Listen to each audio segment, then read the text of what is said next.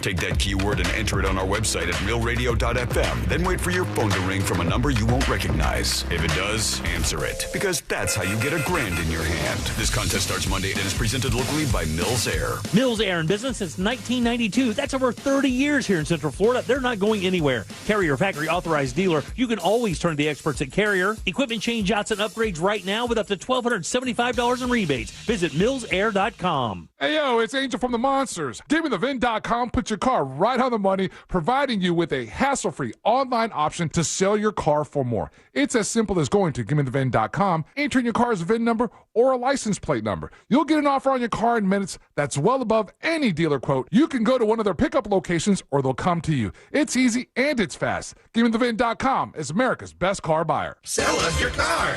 GiveMeTheVin.com. So easy you can do it in your underwear. Sunnyside Electric. My outlets aren't working. I can help. Great. Send an electrician. Do you have extension cords? Ugh, here we go again. I should have called Frank Gay. Plug the cord into your neighbor's house. I'm calling Frank Gay. When you need electrical work, you need a qualified electrician who doesn't take shortcuts and will fix the problem right the first time. That's the Frank Gay way. That's the Frank Gay way. FrankGayServices.com. Hey, it's that mortgage guy, Don. Good news, commercial and SBA loan rates are falling too. Get a quote to refinance your business loan today at thatmortgageguyDon.com. With thatmortgageguyDon.com. Are you all worked up and working too much? You know what y'all need? Y'all need to chill out. Y'all need to have fun. Y'all need some adventure. Why, y'all need Gatorland. How do we know? Ain't no one got more animals, more gators, or more fun than Gatorland. And now, Florida residents get what they need for less. With $17.50 admission now through the end of April. We know what y'all need. Y'all need Gatorland. Taxes was waiting on the refund you needed yesterday. All right, your car repair is going to run about $3,000. Ugh. Now Taxes is getting back on the road with TurboTax and Credit Karma, where you can get your refund up to 5 days faster and get personalized guidance to take every dollar further. Now this is Taxes. Intuit Credit Karma with TurboTax. Deposit a federal refund into Credit Karma money account and early submission of refund data by IRS required. Terms apply. Banking services provided by MVB Bank, Inc. Member FDIC. Credit Karma is not a bank. To everyone looking for a little something extra, Delicious Rewards has officially arrived at Culver's. With Delicious Rewards, you earn 10 points for every dollar you spend. Those points can be redeemed for free menu items. Because the more you enjoy Culver's, the more we love rewarding you for it. You'll even get special treats every now and then just for being a fan. Plus a more personalized Culver's experience. Join today at culvers.com/earn and start earning points with every purchase. From Wisconsin with love, welcome to Delicious. To everyone who thinks bold burgers are worth celebrating, let our team member Isabel tell you about the Colby Jack Pub Burger at Culver's. I could talk about this pub burger all day, but our guests said it best. This is the best pub burger. That sauce? So good. That's why it's back now for a limited time. Fresh beef, Wisconsin Colby Jack cheese, crispy onions, and zesty A1 pepper mayo. Let us make one for you at Culver's. From Wisconsin with love, welcome to Delicious. This is the story of the one. As a procurement manager for a hospital system, she keeps every facility in her network stocked and ready. That's why she counts on Grainger to be her single source for thousands of products, from disinfectants to lighting, air filters, and more. And with fast, dependable delivery, Grainger helps her keep every facility stocked, safe, and running smoothly. Call 1-800-GRAINGER, click Grainger.com, or just stop by. Grainger, for the ones who get it done. My name is Whitney Allen, and I'm a widow. My husband, Ryan, died. We never thought we'd ever have to use life insurance, but the unexpected happened. With Ethos, signing up was fast and 100% online. You can get a quote in seconds, apply in minutes, and get same-day coverage. No medical exams, and you can get up to $3 million worth of coverage. I'm grateful we were prepared. Get your free quote at ethos.com/term. That's ethos.com/term. Paid spokesperson. Time spent on application may vary. Online health questions required. Trajan Wealth, your trusted local fiduciary advisor. Visit TrajanWealth.com. Coming to you live from the JustCallMo.com studios. Accidents happen, but Mo's here to help. Injured on the go? Just call Mo. Visit JustCallMo.com or call 1-800-CALL-MO. This is WTKS-FM HD1 Cocoa Beach, Orlando, an iHeart radio station. Guaranteed human. Someone's going to get offended. It's just the way the world works. So to hopefully save everyone a little time and or energy, here's this. The opinions that you hear are those of the host and callers, and not those of iHeartMedia, its management, or advertisers. The News Junkie is on. The three best friends you never knew you had, running through the most viral stories of the day. The News Junkie Sean Wasson with Sabrina and C-Lane. It is Tuesday, April 14th, 2026. Lots to get to today. From the hooker husband has been released to updates on the guy from the doorbell freakout video. It is the Chappelle Show coming back in 2026. Plus your calls, dispatches, emails, texts, and more. Hey there, Sabrina. Hello. Hello, C-Lane. What's happening? And hello to you. You can join us on the show today. All you have to do is send us a dispatch. Go to thenewsjunkie.com. Hit record on your first dispatch today. You can also watch the show on YouTube and twitch.tv/thenewsjunkie. Your message is rolling right into the studio in real time. And it is, friends, a Share the Show Tuesday. That's right, everybody. On Tuesdays, you share the show. You tell somebody about this show. You say, look, here's a link to the podcast.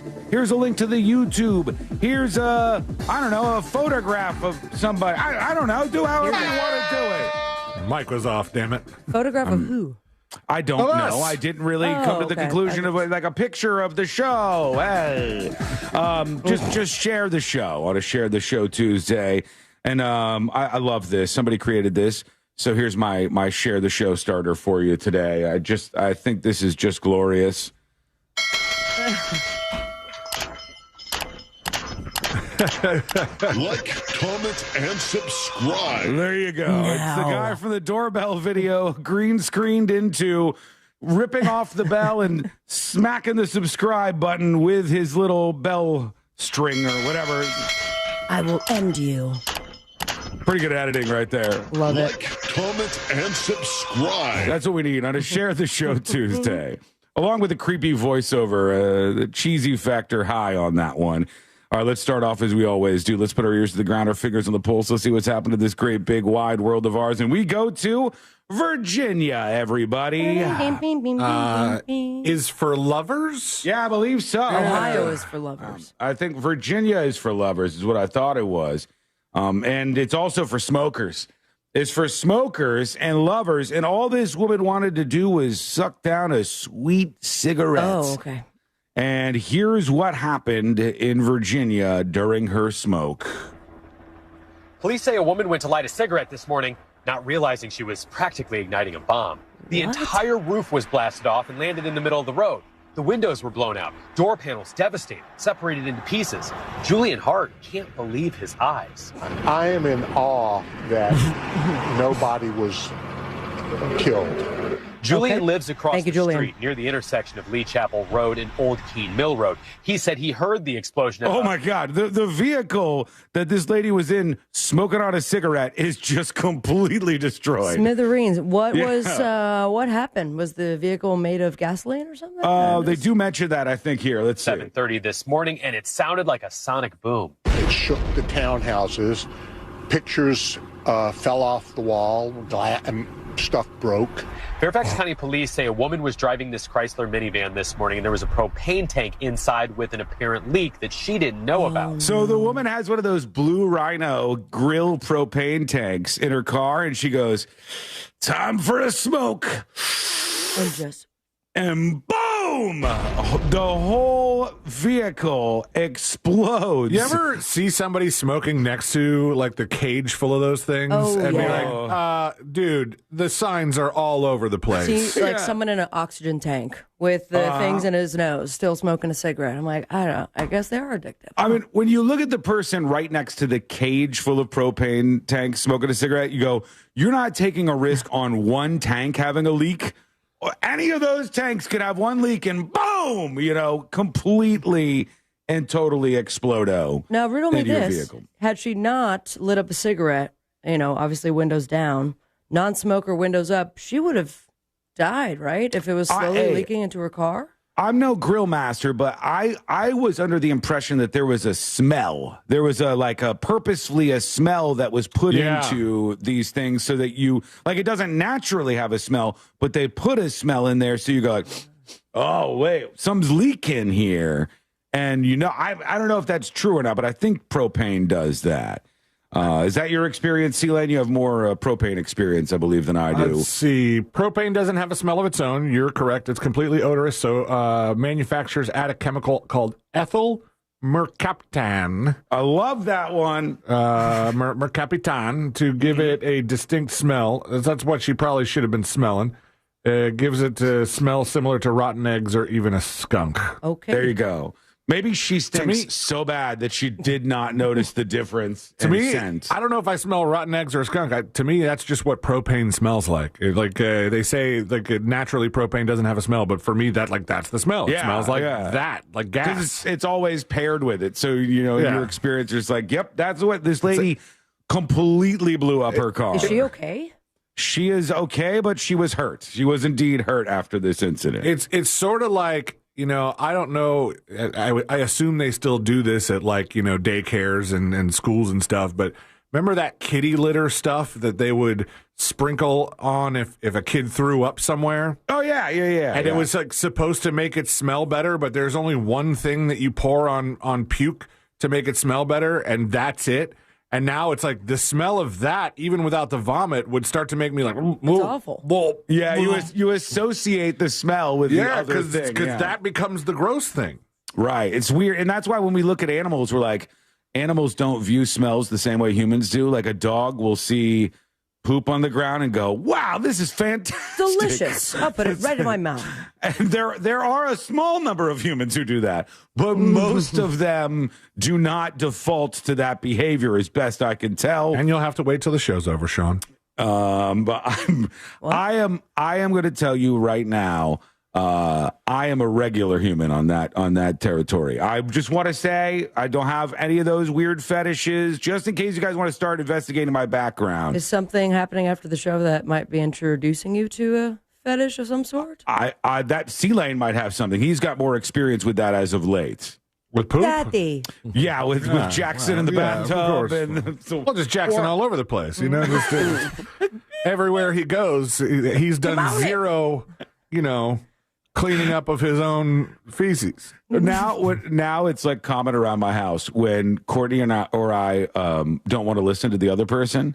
When she says something that I don't like, or I say something that she doesn't like, I do the same thing that C-Lane's son says, because C-Lane will go, hey, stop throwing your food around, and you listen to me, stop throwing your food around, and Jackson will go, no, you listen, Jackson. You listen to me. You listen, Jackson.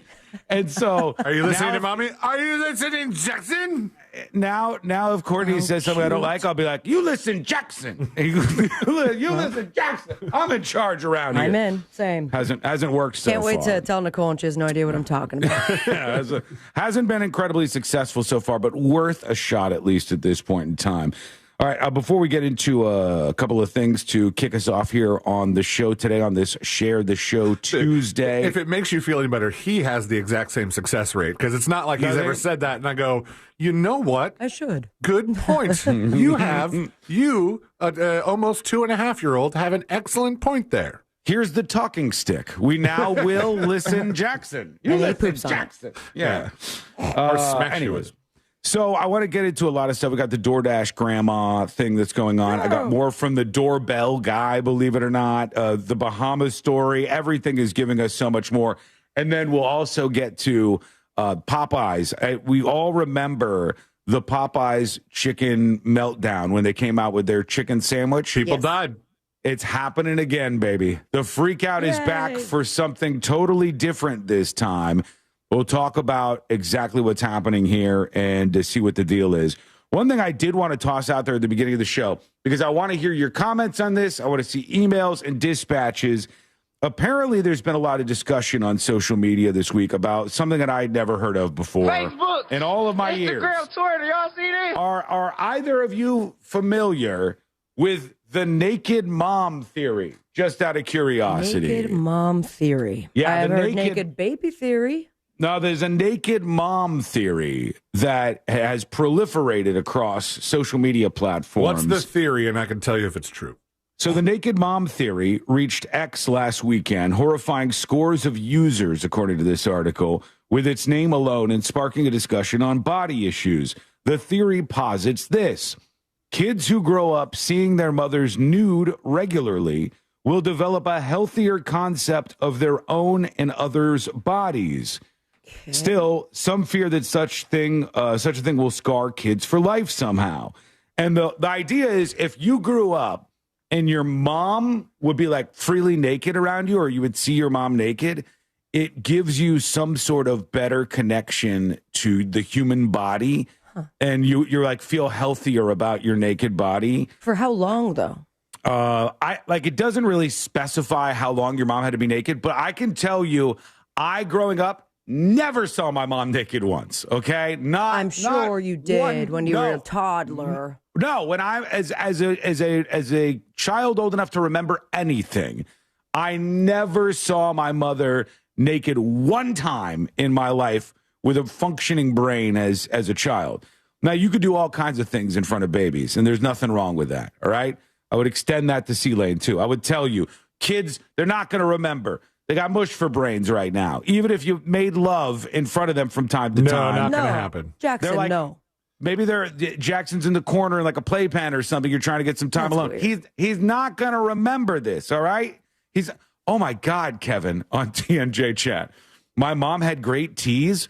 I don't even know how to unpack that. Kevin, call the show right now. No. Call the show right now. Call the hotline. Let's go ahead and open up that can of worms. If I could get into your adult website searches, I think I know exactly where they're headed. Very popular drama, yeah. I never, ever saw my mother naked when I was a young child.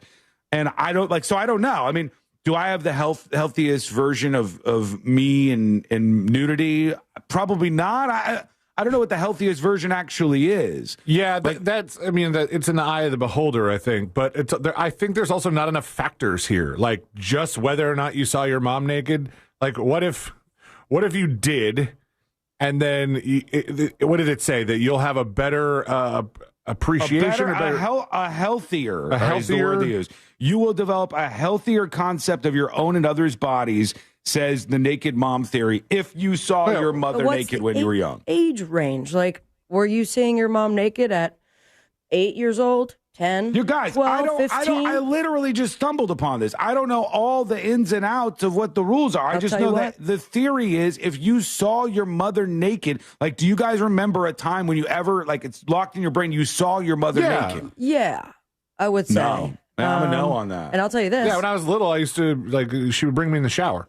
What? Yeah, okay, well, my father would bring me in the shower. So, I remember. Dad naked. Yeah, I remember my dad being naked, and that didn't help me out with this whole Call the show. We got nudity thing. I don't. That didn't help me out at all with just dealing with the human body or anything. But I shook with my mom. Never.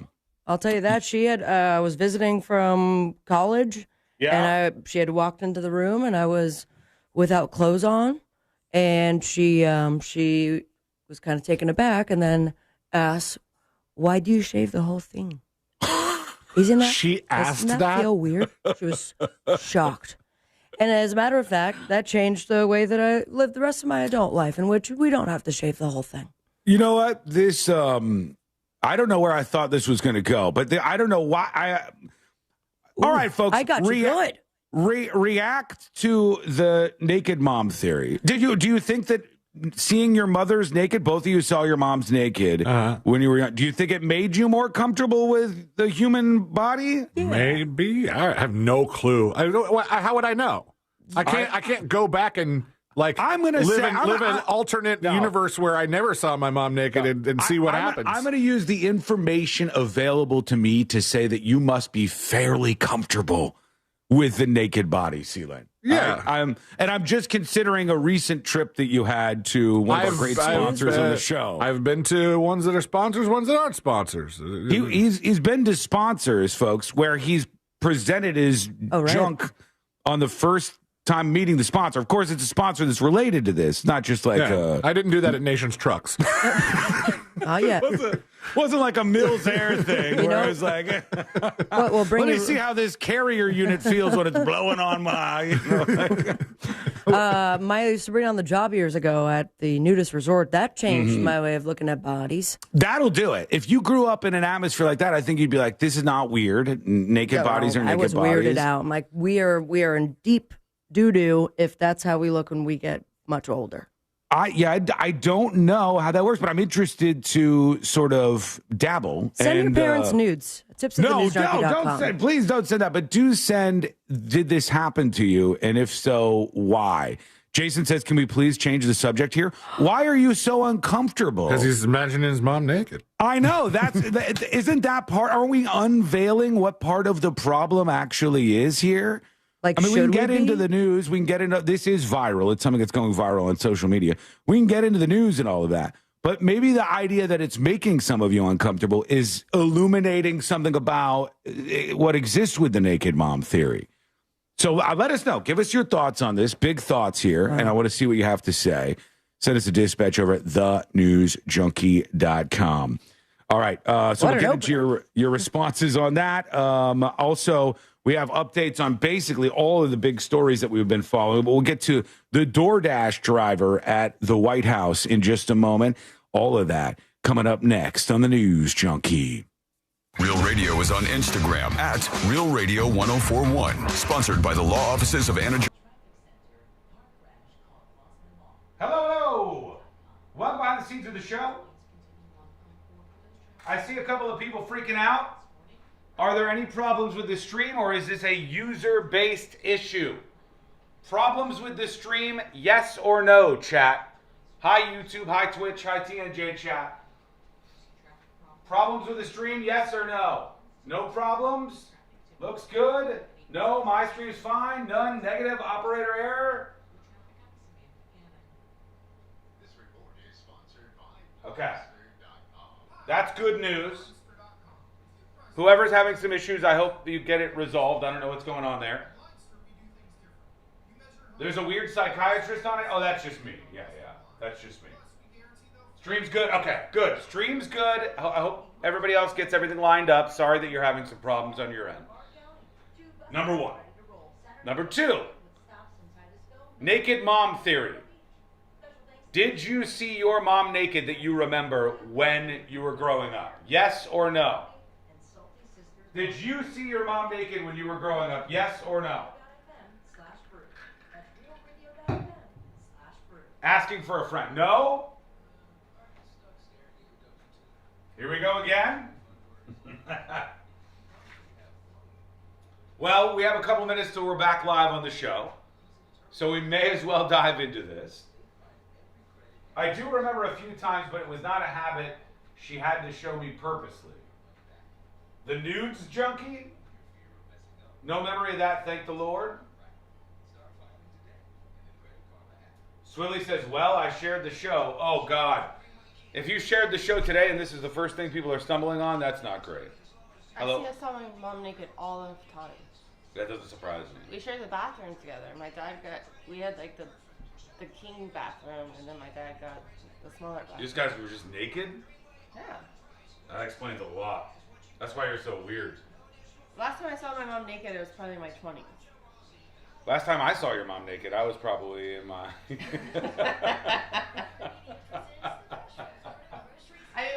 I took showers with my dad as a kid, but I don't remember him naked. Oh, okay, good. You block that out? Well, I was young.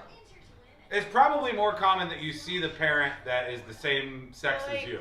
I saw my sister-in-law naked when she was like getting dressed for her wedding, and same with my sister. I don't know. You ladies... Women are different. Women are more likely to get naked around each other than guys. Yeah. Like, there's no circumstance where I'm going to be in a room with a bunch of guys who will be like, hey!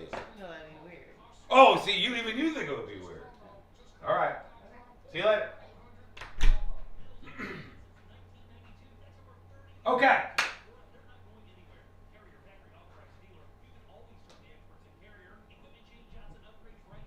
Stand by, checking something out.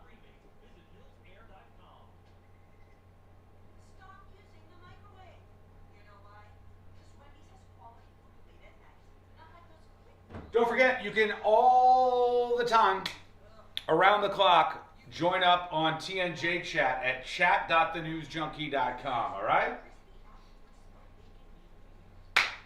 Ryan says, no, seeing my dad would be way more traumatic. I accidentally saw a parent naked. That's unfortunately how I discovered Bush.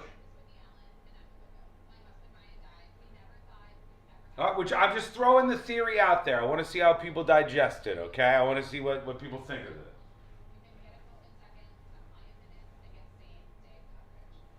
Stand by. Oh. Quick note. Hold on.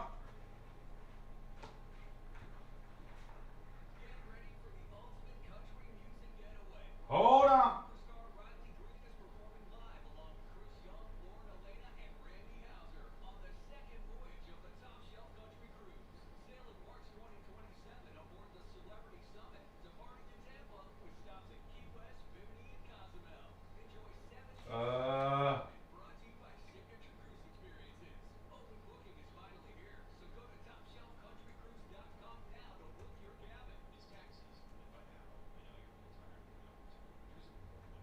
Thank you to Snoop Frog for the 2 gifted subs. Thank you so much to Snoop Frog. Also, yesterday afternoon, DJ Rage with the 10 gifted subs. In fact, yesterday evening with the 10 gifted subs. Those have not been mentioned on air, so let me see. Are they still available? There might still be a couple available because I haven't promoted it at all. Okay, there are 3 available gifts. I'm going to mention them right now, and they're going to go in 0.1 seconds. So this is your last opportunity to claim them. Way to go, Snoop Frog. Yes, indeed. Thank you, Snoop Frog. Thank you for the gifted subs. All right, we got to talk about this DoorDash driver that went to the White House yesterday, and things got pretty weird. Who was this woman? What happened? What went on? I'll bring you the information here in just a second. Snoop Frog said, I just wanted to get on the board. Hey, it's good to see you on the board. Hold on. You're about 16 short of showing up in the top 10, though. Not that there's anything wrong with that, but 16 more and you'll be on the board, baby. All right, we're coming back. Big Bahamas updates on the way, too. Big ones.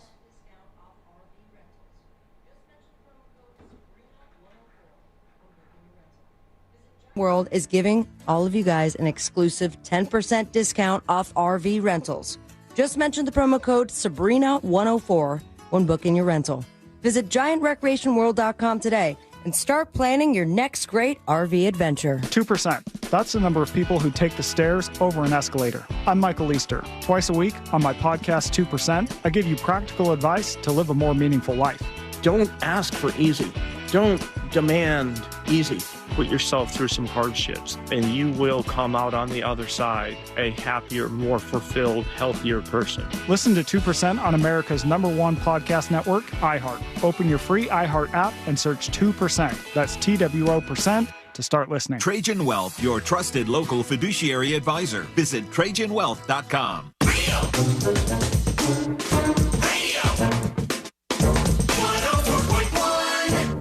Back to the 3 best friends you never knew you had. This is the News Junkie.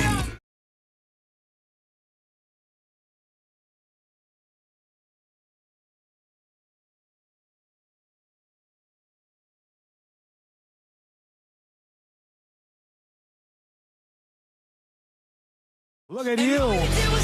It's so good to have you with us here. You can learn more about the show. How do you do that? Go to the website, thenewsjunkie.com, thenewsjunkie.com. Couple of thank yous real quick. Thank you to DJ Rage for the 10 gifted subs over on the newsjunkie.com. You can claim those over on the website. Just if you're logged in, hit claim, and you will have a free month subscription to Secret Shows. Also, thank you to Snoop Frog for the 2 gifted subs, and we appreciate you. Thank you for doing that. All you have to do to spread the word is hit that gift icon and to share the show Tuesday at thenewsjunkie.com. Now, I'm a little skeptical of this here, and I'm just going to put that out there as we get into this story. The DoorDash grandma story has me a little skeptical because I'm going to go out on a limb and say if you were in the White House and you were hungry, I don't think that they can just DoorDash some food real quick over to the White House. You don't think that maybe you could have the DoorDash delivery happen at like the front security gate, and then they just send the DoorDasher on their way? And maybe, but it's not, obviously it's not like a regular house. Like Sabrina orders Uber Eats, and they're going to come right up to the door, and they'll even do whatever the instructions are. Give it to my security guard, obviously. What they're not going to do is they're not going to go to the White House and be like, I'm looking for a Mr. Trump. This order is for Mr. Trump. So yeah, and I need the code because it said meet at door. Thank you. And I'm not going to leave it on the front map because there's too many people that are wandering around this house. Listen, the security guards looked in the bag, and it was indeed 2 Filet-O-Fishes, a Big Mac, and a Diet Coke. So they were like, this seems like it's legitimately President Trump's order. So there's 0% chance that that this wasn't something that they said, hold on, we're going to work on this. We want to do this in conjunction with DoorDash. She's also wearing a DoorDash shirt. So, when she pops up to Trump with these bags of food, the first thing I thought was, if they didn't have this all pre-screened and planned out, the DoorDash lady would be a massive security threat because she's carrying 2 bags and she's right next to the President of the United States of America right now. She could be a little Iranian agent for all we know, and then boom, and then that's how Trump gets blown up by fast food, which is it would be an insane twist on everything. But the lady comes up to Trump at the White House, and she's got the DoorDash bags. Here she is. So she's looking for like a doorbell. She's knocking. This is weird. Trump opens the door. Hello. Mr. President, I have your DoorDash order for you right here. DoorDash.com. Like 100% all this is obviously set up. It had to be set up beforehand. The camera. Yeah, like everything's there. They know exactly what they're doing. A known badger on Twitch says she's also not even from D.C. Yeah, I think there's a point here because she was trying to promote the White House doing no tax on tips. And then they just like orchestrate this whole thing where they go, okay, you are going to come and deliver food to the White House and you're going to deliver it directly to Trump. And here's DoorDash bags. And I don't even know what's in here. Like, wouldn't that be a security risk in and of itself? Just the DoorDash bags? Like, there's no way when they order food from somewhere, they go, we're placing a order for pickup. And they go, okay, who's this for? And they go, the White House, this is for Trump. Donnie T. There's no way that they would do that because there's a 15% at least chance that somebody would be a lunatic who'd be like, I'm going to spit in the food. Okay, but... Or worse. I don't know. Like, worse happens to the food. Look at those bags. I see a seal right there, like a yellow piece of tape. Yeah, it's sealed. And you'll see that in your McDonald's orders. That means, like, they packed it up and the person who's delivering it just grabbed it. It has not been opened. So, is that the case? It looks hefty, too. It looks like there's stuff in it. Well, he got some for a lot of people there. But seal or not, there's no way that they would just go, all right, you're going to make a burger for the president. I think they'd be more likely to go, we're going to order something for John Doe and go pick it up, and then no one knows who it's for, so they can trust that it's not going to be poisoned or something. At some point, though, especially in a Trump presidency, they have to figure out that, like, one of the nearby McDonald's is making burgers and Filet-O-Fishes for the president of the United States. You think that McDonald's workers are going to be trusted with just, like, making food for people at the White House? I think at some point they had to figure it out somewhere. This is a slap in the face for the White House chef. That literally, this is his... He's like, I'm right here. It's his. They trusted that fake-ass McDonald's that they rolled in on a truck in Saudi Arabia. All I'm saying is there's no way that they just blindly order from restaurants and trust that they're not going to put stuff in the president's food. It must be so much more secure than that. Yeah, there's something, maybe they go through and sweep the restaurant or something and make sure there's no bad actors in there. Maybe they look right over their shoulders as they're making that particular order. Maybe they Richie Rich it and just build their own McDonald's. Somebody says the White House chef is only in charge of Trump's DoorDash account. The chef is like, he doesn't like my food. Send it back. He doesn't like it. So here she is. Does it look staged, does it? Trump says, this doesn't look staged, does it? Well, not at all. He's acknowledging it. He knows immediately what people are going to think. He goes, this doesn't look staged, does it? That's right. Look at this.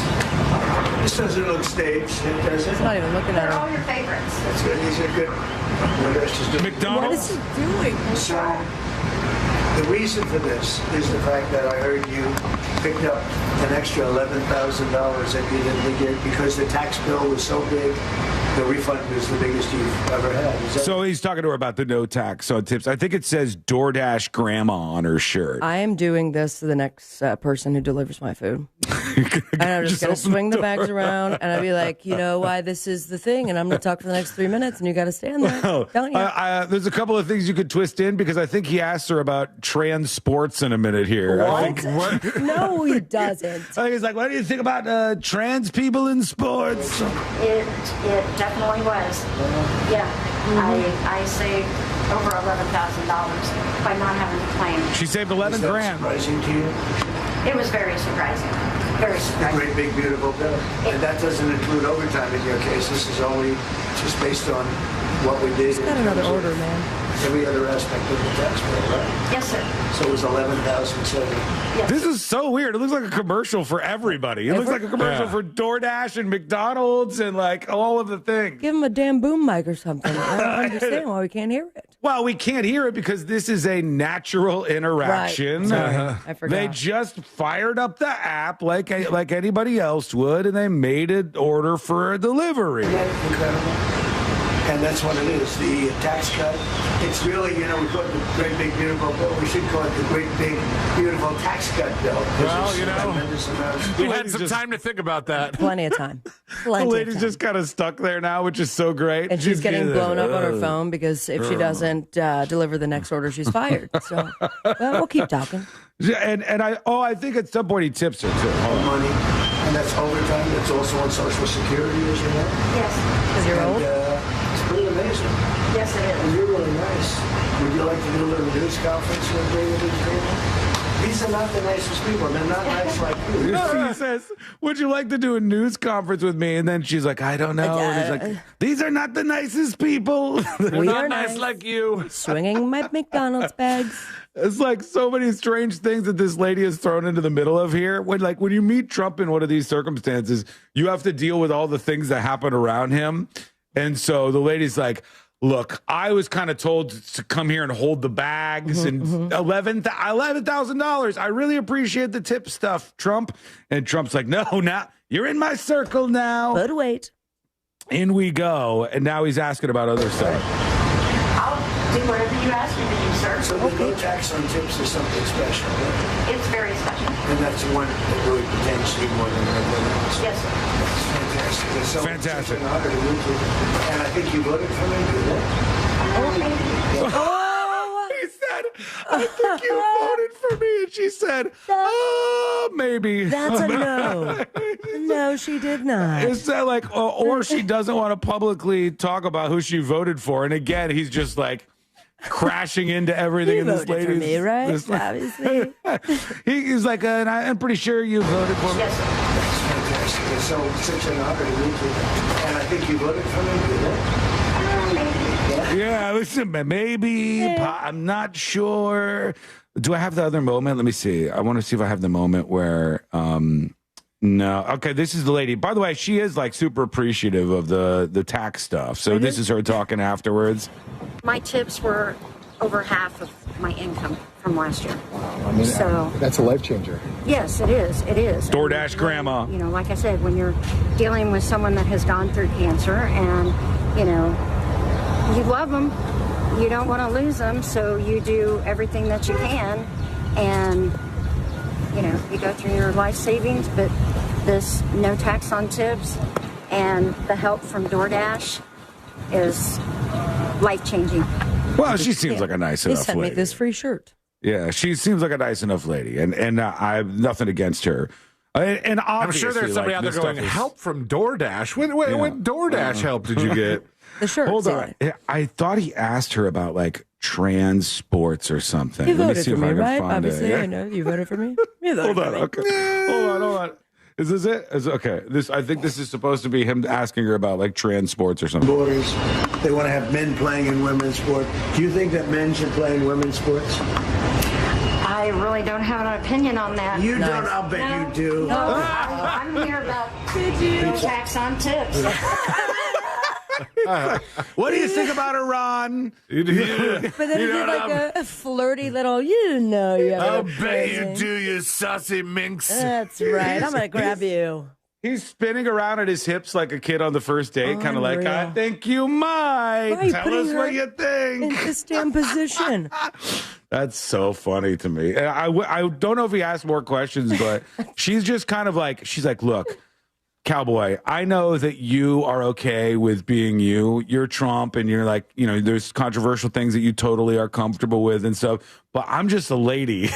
I'm a lady who delivers DoorDash and I've got some issues with family members who are sick, et cetera, et cetera. And that's what she was there to talk about, was Yeah. the no tax on tips. And he Hey. man, while you're here. She stayed on message, though. Terry says, hey, Sean, do your homework. The woman lives in Arizona. She's a paid plant. Yeah, dummy. That's the whole point. The whole point is, obviously, it's a setup. Obviously, they, arranged all of this. They were telling the story about the woman. There's no big scandal here. Like, actually, she's from Arizona. I've seen people taking it further. Like, I saw somebody saying, let me see. Here's one of the posts. For anybody that thought she was actually a dasher, I've seen many of these have been deleted because there was some of them that were like fake. Somebody said, this is the same person that testified for the Ways and Means GOP in Nevada. Central casting is supposed to be a conspiracy theory. And they have like some woman who looks like her that they said was like, part of some testimony, which I don't think is true at all. And so everybody goes after this lady. That's the tough part, is you get thrown to the wolves, man. When you end up in this position, immediately all these people start sicking after you.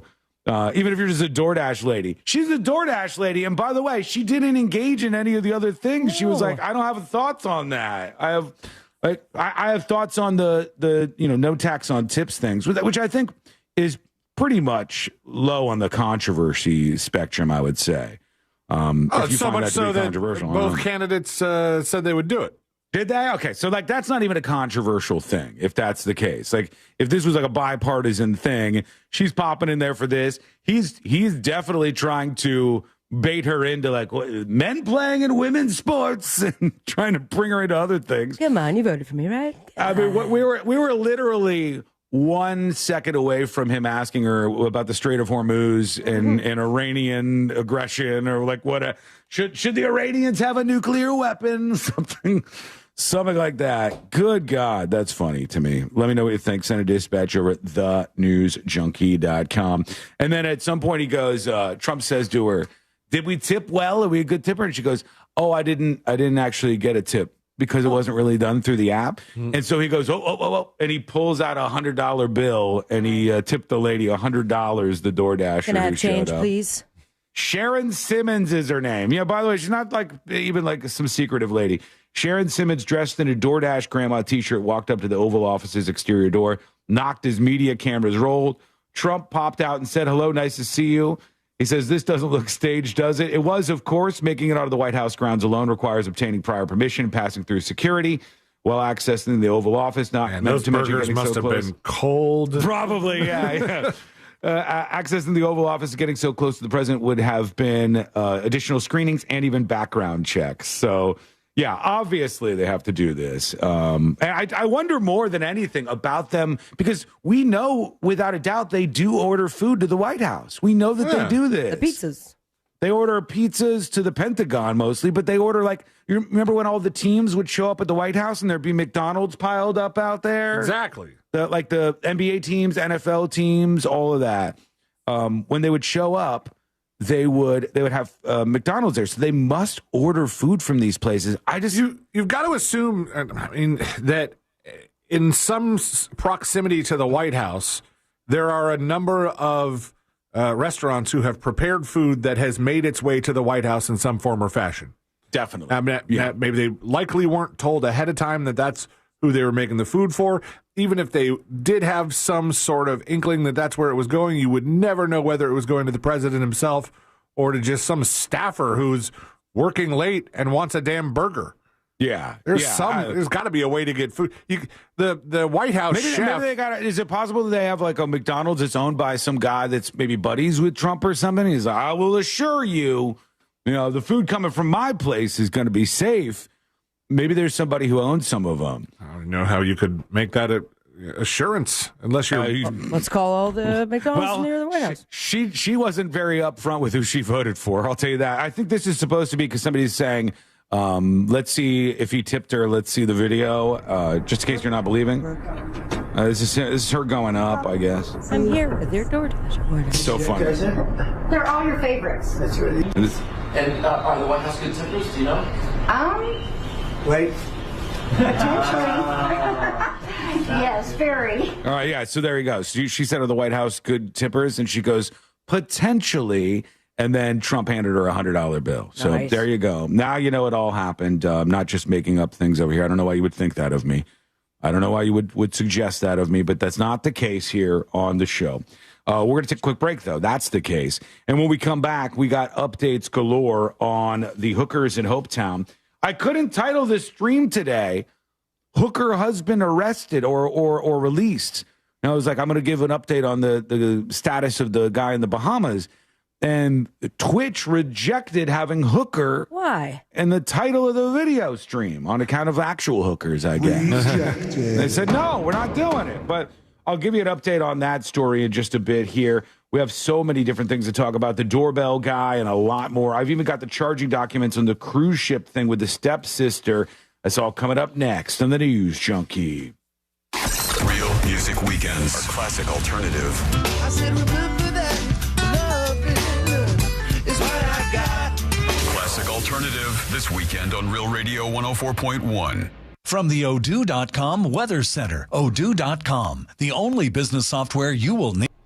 Hello.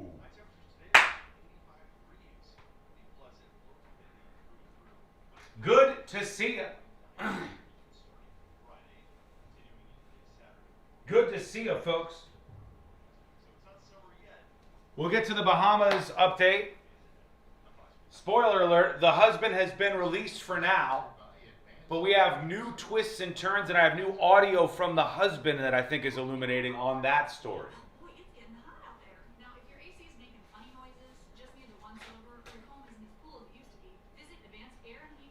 Chad, strange question. Strange question for you. I want to ask you, have you ever met anybody, because there's a news story related to this today, have you ever met anybody that had a fear of driving over bridges? Have you ever met anybody like that? Because I have multiple times, actually. I met a girl one time who actually would not drive in a car over a bridge. She would have to go around it or not go to the place. Even a small little bridge. Like a bridge over the intercoastal. And she go, I can't do it. I don't know how common that phobia is, but it's related to the next story. Jeff says, it's been a few weeks since I've been here. How's the contract coming? No news. As promised, I said I would put my head down and I would do 2 weeks of shows. And in a week or so, I'll be having another meeting with iHeart and the Suits. And we'll see if that goes anywhere. They made some movement to get me to come back and not take off all my vacation days.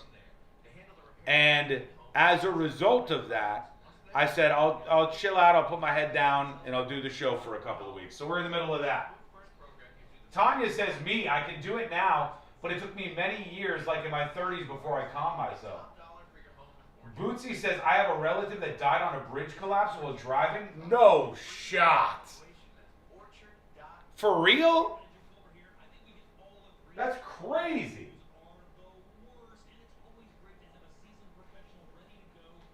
If I drive over a large bridge, my wife closes her eyes. See, that's what I'm talking about. I've seen a lot of that. I can't take the 408 off I-4 West when it's backed up. I can't sit up there in the air, so I take the Anderson. My dad hated the Savannah Bridge and would make my mom ditch it. See, I think this is pretty common. Like, as far as phobias go. And for those of you who have a little bit of a phobia of this next story is going to rock your world. It is going to rock your world. Wait till you see this. It's crazy. Don't take her to the New Orleans Lake Pontchartrain Bridge. It's like 16 miles long. It is, although I will say the Lake Pontchartrain Bridge is such a big, beefy bridge that I don't know. It's hard for me to say because I'm not scared of driving over bridges. But for me, it was fine. But not for everybody. And with this next story, you'll see exactly how crazy it gets. Richard, I don't know why that's happening for you. I don't know why YouTube's buffering for you. It looks like it's working for everybody else. I would just try a refresh and see what happens. But we've got more for you, including this viral story about a bridge that you didn't think you needed to know. But trust me, you do.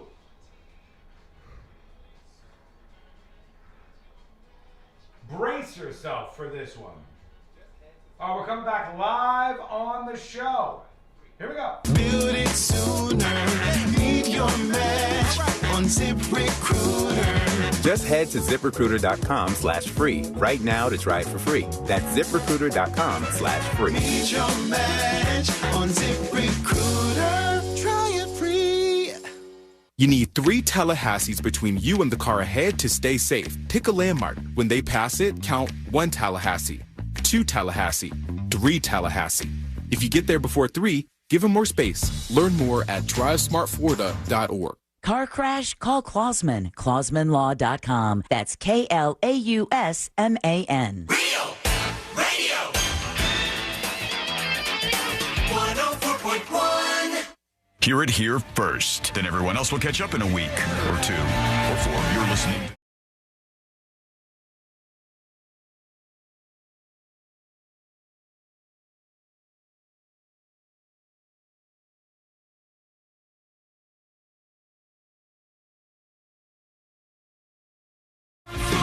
And welcome to the world's most viral newsroom.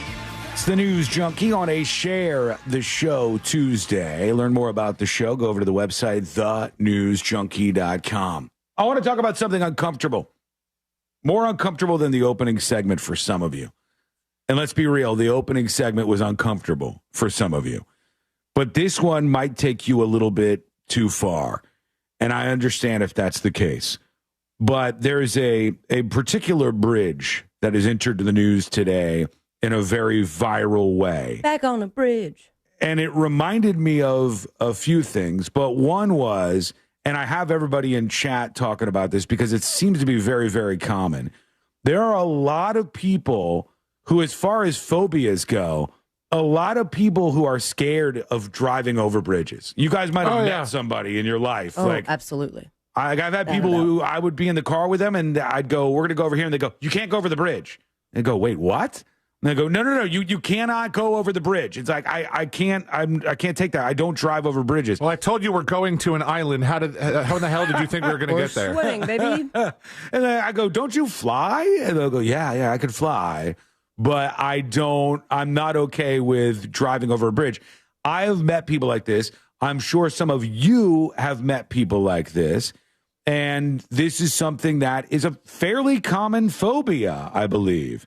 A lot of people in chat are sharing their experiences, including Bootsy, who I think said that they had a relative who was involved in a bridge collapse where they died. And so, like, okay, they're really, really, worried about this kind of thing.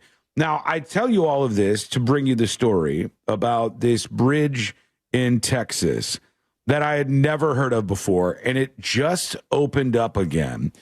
And this is a bridge in Texas called Rainbow Bridge, if you guys want to take a peek at this.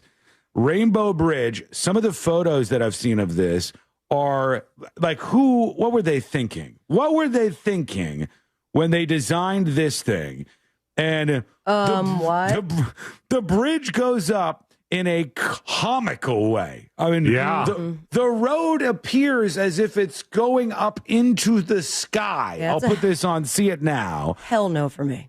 But the Rainbow Bridge is back open again in Texas after they continue to have to shut this down and do work on it and repairs and whatnot. And the bridge is just unbelievable. You know, that it is an unfortunate name. All Day Yucker says my dog went to the Rainbow Bridge. Isn't that what a lot of people say when their dogs pass? They're like, yeah, he went over the Rainbow Bridge. That'll make it a little less popular, even more so than it was. Look, somebody says that's forced perspective. No, it's legitimately a steep incline. It legitimately is almost. Oh, that's terrifying. Absolutely not. Absolutely not. Why is it like that? They can't curve it a little bit? It's a ramp into the sky, for God's sake. And I know this is a visual, so I'm going to absolutely put this up on See It Now momentarily for everybody. But I'm a little panicked, I got to be honest. That is not cool. Like, I'm not bothered by bridges, but people say it's Photoshop. It's not. No, this is real. It's an actual bridge that is going over some area where they needed to really jack it up. Did they not have a lot of land, to go on either side? It's like a stair set, man. And what they say the degree was, hang on, let me go back up. A terrifying Texas bridge known as one of the most heart-stopping drives in the United States has been restored and reopened. The Rainbow Bridge connects Jefferson County and Orange County over the Neches River. Sorry about that if you're a local. Carrying drivers between Port Arthur and Bridge City. Famous for its anxiety-inducing 5% incline, the ascent gives the same feeling as the anticipation of riding up a rickety roller coaster, it says. The bridge was first built in 1938 and is among the tallest on the Gulf Coast of the United States. It rises, get this, it rises to the height of a 20-story building as you're going up this thing. What psycho built it? The main span of it, the central arc over the river, is about 680 feet, with the bridge totaling 1,450 feet in length. The Sky High Bridge has been shut down since March of 2025, undergoing a refurbishing makeover, and it just reopened this weekend. And then people were reintroduced to this thing. The repairs included rebuilding the road service, fixing safety railings. Oh, my God, tell me you can't walk over this bridge. I don't know. Walking up it would be really, seems kind of... awful? Yeah. Yeah, it's a lot. It's a lot for sure. The Veterans Memorial Bridge next to it doesn't go up nearly as high. Many Texans have taken to social media to share their white-knuckled, heart-and-throat experiences crossing the Rainbow Bridge. This gave me so much anxiety, said somebody. My daughter saw the bridge and immediately stopped on the side of the road, and I had to drive. She had a panic attack while we were crossing that bridge. Somebody said, I've been on this bridge 3 times. I've had nightmares many times thinking my car stops at the top and slides all the way down. I wake up and my heart is racing. And I know a lot of you will be like, I'll just drive over the bridge. But I think this is a thing that a lot of people have. There's maybe not as many people are talking about it, but just looking at the bridge, and again, I'll put the snapshot up on See It Now in a moment. But it's clearly something. If I saw this and I was driving up to it, I go, hell no. Courtney, are you sure? Show that again, Celine. For the YouTube people, are you sure we should? It's wild. It's wild looking. Ain't no way.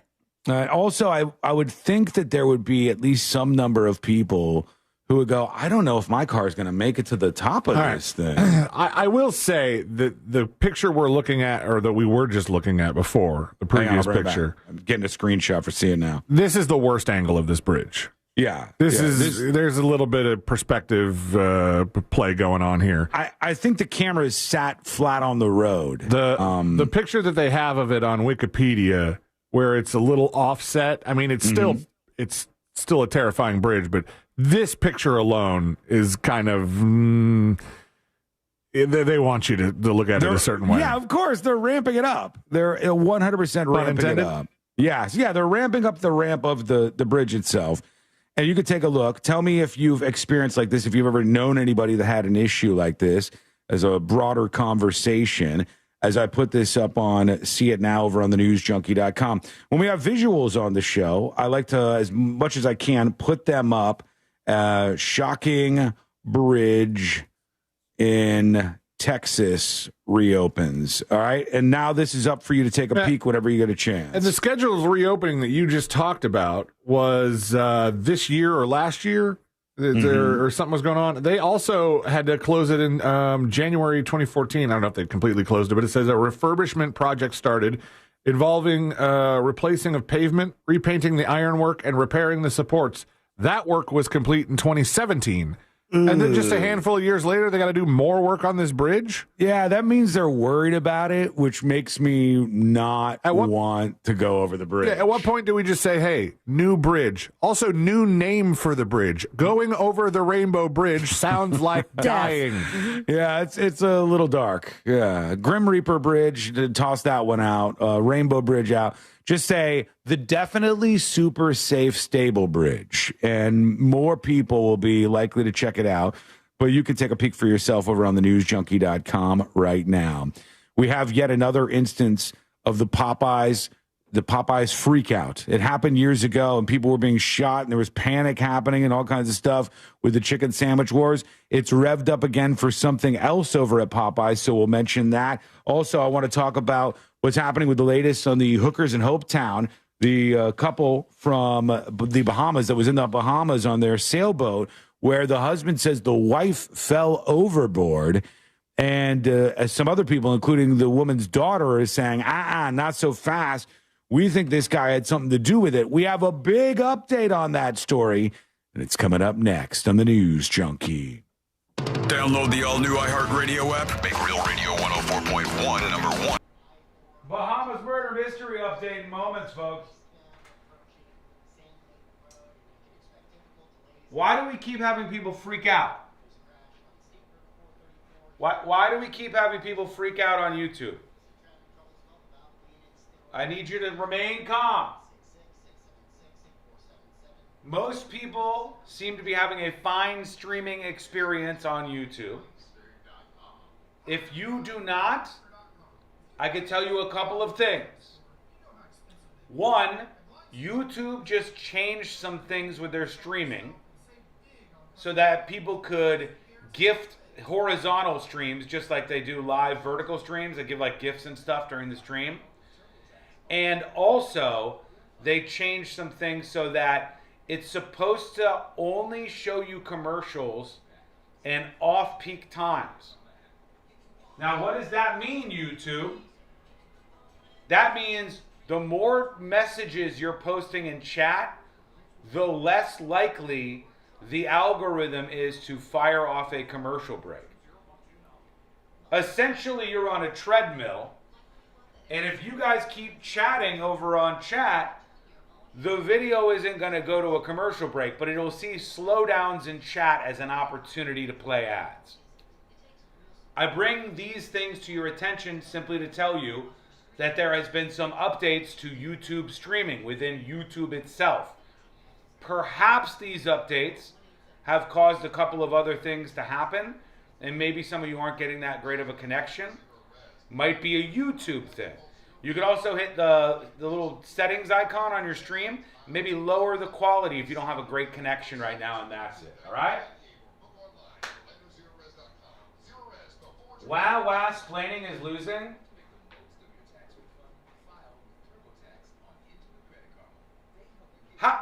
How the fuck am I losing? What precisely am I doing wrong right now? What would you say I should be doing in this moment? What exactly would you think would be the correct response for me to fix the thing that's only broken for like you right now? That's probably being done through YouTube. What exactly would you have me do? Is there Do I need to leave the broadcast and go over to YouTube HQ with a thing of tools or some shit? What exactly would you think is the proper response for me in this moment right now that I should be doing at this moment? Absolute retard.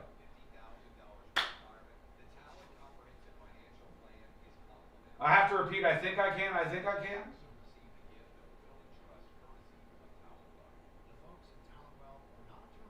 A thing of tools, aka a toolbox. Joke's on you, sucker.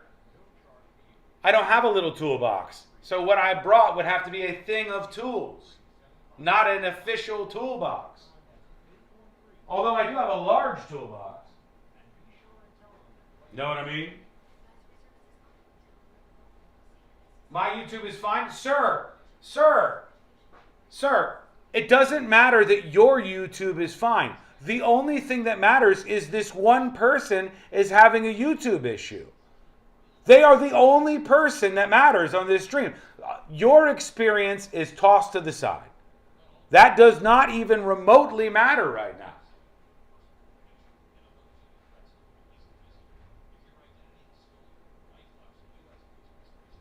Gonna go ban crazy on you, YouTube.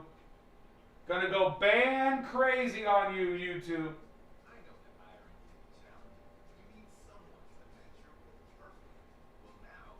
I'm watching on YouTube and chatting here because YouTube chat is insufferable.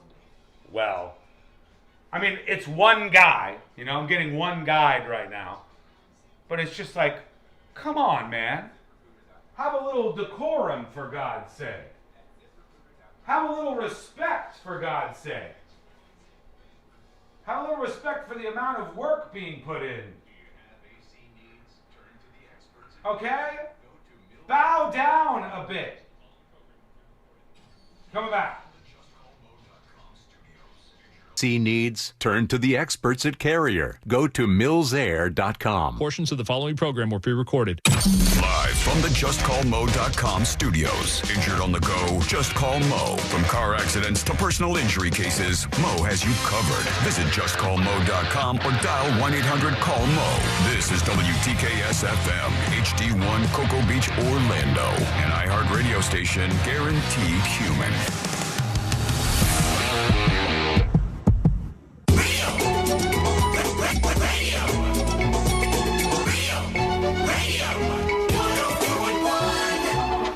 Hear it here first. Then everyone else will catch up in a week or 2 or 4. You're listening to the...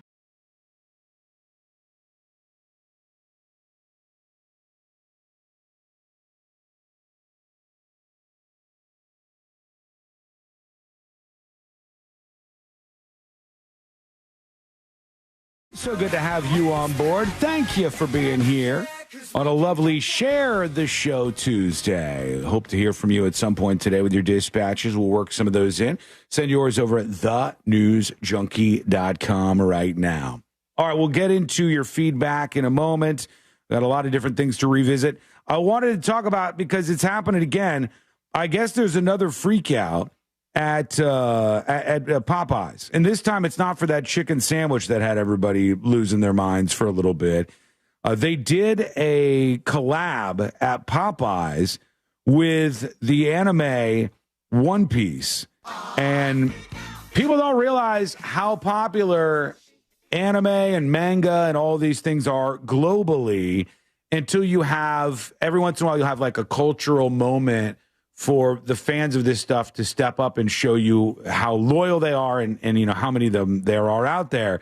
Like the Demon Hunters, K-pop Demon Hunters, I think. Big.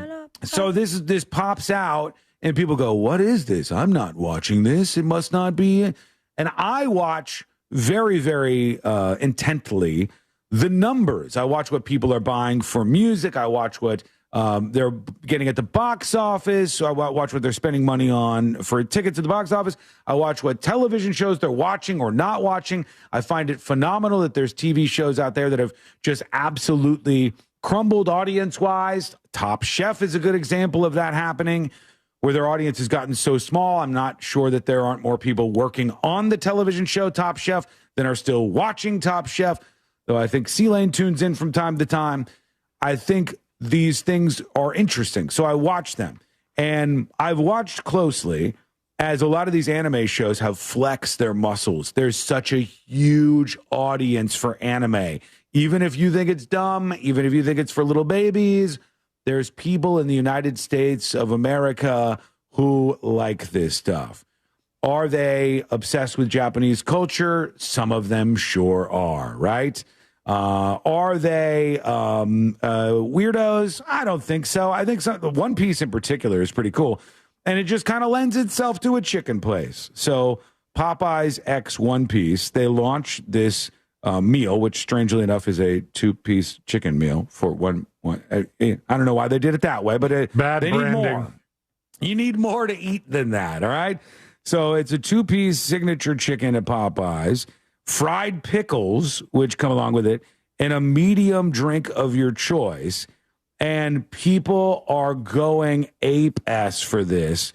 They're selling them for upwards of hundreds of dollars, even $800 for some of these that are over on eBay. Not the food, though, just the boxes? The boxes sealed. People trying to buy the boxes. That is ridiculous. Sealed, yeah. And this is from the anime, manga, however you want to look at this, One Piece, which is great. Some normies know about this because Netflix did an adaptation. I think that's in its second season of One Piece, which is kind of hilarious to me because, the animated version of One Piece has, I think, well over 1,000 episodes. And then Netflix starts from one. And so they're like, one at a time. Drinker says One Piece on Netflix is pretty good. It's not bad. Yeah, I mean, it's decent. But I think a lot of people look at this and go, I don't understand it, just like they didn't understand the whole chicken sandwich phenomenon. But it's chaos. Let me see. I want to mute this because I'm imagining the person will probably curse. I understand the chicken sandwich phenomenon a little more because it was just a delicious chicken sandwich. Yeah, this is just the same food they already have with a branded box around it. Yeah, right. And here they are driving by one of the Popeyes locations. Okay, all right. Here's the Popeyes on a strip mall. The line goes all the way around the Popeyes, all the way down the side of the road, all the way down the street, all the way to the gas station next door. Do they think that they have enough for everybody here? Get out of line. There's somebody right here in line who, no exaggeration, people listening to the show, I would say, do you guys think it's correct to say probably hundreds of people back in the line at least, right? Like hundreds and hundreds of people back in the line, and that person's going, I too will be getting the one-piece crossover meal. Not a chance they're going to run out by the time they get to me right now. That's how big people are fans of this thing, man. I get you One Piece folks out there. I dig it too, man. I've probably seen, at this point, probably 20 episodes or more, which is not a lot in the grand scheme of One Piece, but I dig it. I like it a lot. I think it's my favorite anime type thing that I've ever seen. If you are willing to wait in line, let us know how it all goes. Go over to thenewsjunkie.com. Fire off a dispatch for us over on the website. Fingers still crossed for the quality of those dispatches. I made a new dispatch recorder, and the developer team launched that. And I was wondering, are they gonna sabotage my dispatch recorder? Will it just not work? Will it be another disaster that sends me spiraling?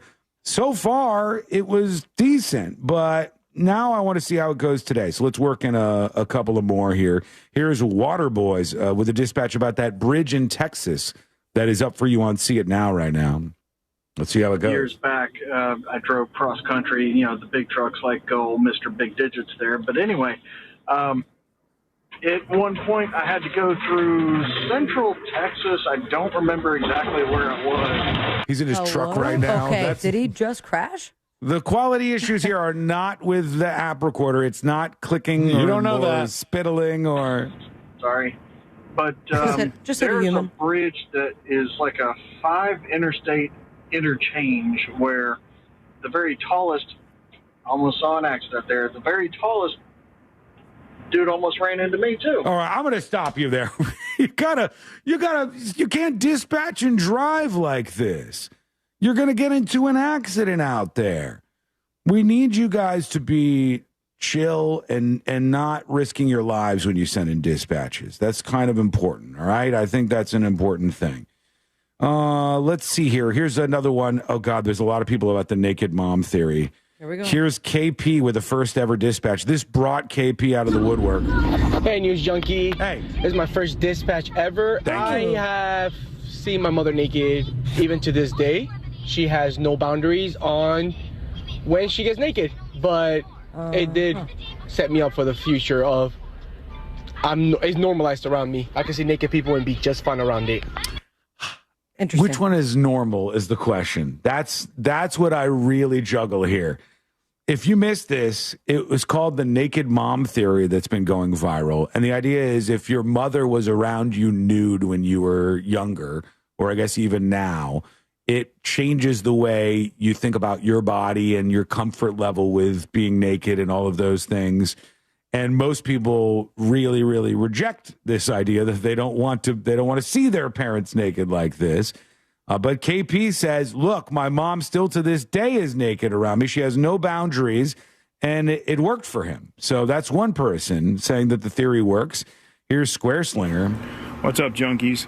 Talking about the naked mom theory. Knew it. One of my friends, a guy I work with, has a couple of daughters. When they were little, he would bring them in the shower with him to wash them, and until one day one of them reached up and gave it a yank, if you know what I mean. Okay. And, from that day on, mom just had like the shower guy, duty. the doorbell guy. Never happened again.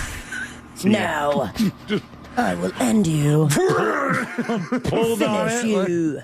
Broke that son of a bitch right off. That's rough. We're going to do one more here because I can't end on that one. Here's Dingo. What up, News Junkie? Dingo here. I just want to chime in real quick about the naked mom. Something that happened to me when I was a child. Mm-hmm. I was trying to sleep, but I couldn't sleep. And so I walked out into the living room of the house on the way to the kitchen to get something to drink. And I saw my mom and my dad. And my mom had her top off. And I don't know what was going on, but nowadays I absolutely know what was going on, but I was traumatized, and I'll never forget that. It was 9/11 for this guy. This was his moment, man. Stuck with him after all these years. I'm going to leave those alone for now, but they are piling up over here, and you can send your dispatch too. Send it over at thenewsjunkie.com. Lots of emails coming in as well. Somebody emails tips at thenewsjunkie.com and says, hey, the Chesapeake Bridge has drivers that you can hire to drive it because of the length, and people get vision disoriented. Yeah, we've talked about that service. I don't know if it's just Chesapeake Bridge or there's other ones. I would imagine. How long is Chesapeake? Do we know? Chesapeake Bay? Oh, I don't know. I'm not sure. All right, I got you. But you would think that the 7 Mile bridge 200 miles. No, wait. The bridge is 200 miles long. No, Chesapeake there's no Bay shot. is Okay. 200 miles. Yeah, see how long the bridge is. That's what we're looking for. Because I mean, I think the longest bridge in the world is I thought the 7 Mile bridge was one of the longer bridges out there. The one in the Keys. Approximately 4.3 miles. Okay, so that's as far as bridges goes. That's very long. Just for the record, a 4 Mile bridge is an incredibly long bridge, as you would imagine. Jay emails tips@thenewsjunkie.com. What's up, News Junkie? Some years back, there was an interview with Obama, and the interview took place in the main working kitchen of the White House. And one of the topics that was brought up was about ordering food from outside of the White House. I don't remember who interviewed him or what year it was, but it was definitely Barack Obama. Well, no. Thank you for that, I guess. Okay, more emails coming in. We'll take these. We appreciate you joining the show with your feedback. Yours will be accepted over at tips@thenewsjunkie.com or recorded dispatch over at thenewsjunkie.com. Somebody sends along an email about the DoorDash grandma lady. It says, why does DoorDash grandma keep showing up with MAGA members? A delivery to the White House was not the first political appearance by Sharon Simmons, who has been previously put in the spotlight in multiple states. She was asked by Trump Money if she voted for him. She said maybe. I don't even remember her saying maybe, but I think she just said, I don't know. She does appear to have some allegiances to the Republican Party. You know, you're sending this article. Maybe. You're sending this article like, is she a MAGA plant? You know what? This article is like, to me, it tells me something totally different than it tells you, I think. It tells me that you send a lady to the White House as part of a DoorDash thing, and people at mass media outlets like USA Today will dig up everything on her background to try to take this person and turn them inside out. That's weird. Okay, that's the weird thing about this. Like, the article is written from the standpoint of like, this woman has appeared with Republican leaders at different instances. And I'm like, why is somebody at the USA Today, one of the largest circulation-based newspapers in the United States of America, chasing down this woman? And the answer is obvious. It's because they disagree with her politically, or at least they think that they do. And so they want to take this woman and bring out all her information so that people will hunt her down, or people will try to cancel her or whatever, get her name out there as much as possible. Now, in some ways, like, she put herself out there, so you're going to get those things. But what do we need this for? It's a lady who wasn't even out there flexing anything. She wasn't wearing a MAGA hat. She didn't even admit to voting for Trump. She just said she supported the no tax on tips thing. She wasn't there to talk about it. I thought her answers were good. I didn't say yes or no. Yeah, it's like there's a weird-ass thing that people do with stuff like this where they go, I disagree with this person. So here's what I think. It's from Central Casting. Guys, this literally happens with any political thing ever. This is what they do. You know, people have backgrounds and stuff. The problem is mostly you don't care, because if you agree with the person, you're like, well, that's totally fine. We've gotten to a place where if you don't agree with the person, then you end up going, DoorDash grandma, let's string her up in the public square. DoorDash grandma needs to die. You're like, wait, what? Holy cow, chill out, man. It's going to be okay, all right? It's a lady delivering fake food to the White House. Everything's going to be okay. I think the union will survive. I think we'll get over this here. I think we'll be able to be okay. And if you're not able to get past this, then you got some other issues going on. Touching grass, breathing in some air might be on the agenda today, I think. So anyhow, emails, tips@thenewsjunkie.com, even if it's something like that. I'll see what you have to say. I want to get to the update out of the Bahamas. In fact, we'll do that next. The husband, Brian Hooker, has been released. Does that mean this is the end of this case? Is that it for the whole Hookers in Hopetown story? I don't think so. But we'll tell you the latest, and there's new audio from him. We'll listen to what he's saying after being released. It's coming up next on the News Junkie. Sure, AI is smart, but can it spill coffee on a control board? Didn't think so. Real Radio 104.1, guaranteed human. From the Clausman. Hello. Welcome to the show. You weirdos want to kill the grandma for door dashing at the White House?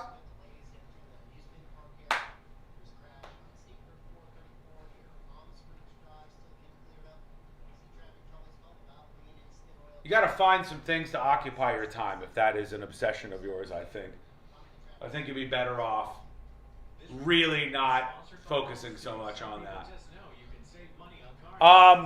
What was I going to say? Oh, there are some problems, I believe,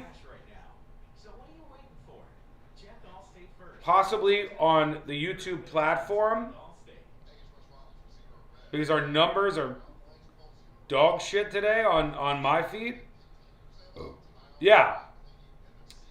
There's something not working perfectly for, I don't know how many people or what, but YouTube is a bit off. There's nothing I can do about whatever the hell is happening there. The beautiful thing is, I'm streaming the show on 2 other platforms. One being twitch.tv/thenewsjunkie. Go over there and watch the stream today if you're having any problems at all. The other one, if you're a Secret Show subscriber, you could always enjoy the ad-free stream over at thenewsjunkie.com. When you're logged in, click watch or click the live button, and you're good to go.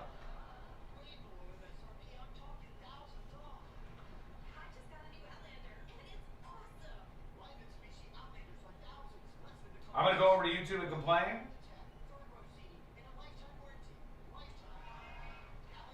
Kevin says it won't load at all for me today. Tried everything.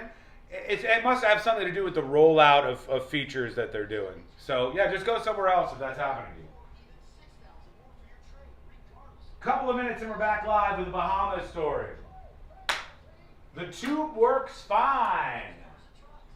Good to hear for you. Good to hear. Landscape says working great here. I just see the YouTube numbers are lower than they normally are. And not just the likes that you haven't given up on a Share the Show Tuesday.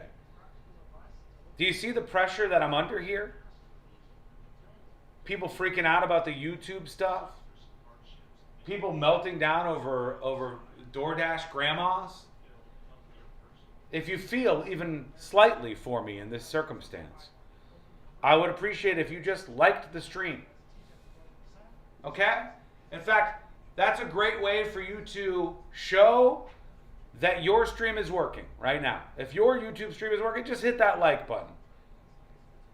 If it's not, don't do anything. All right?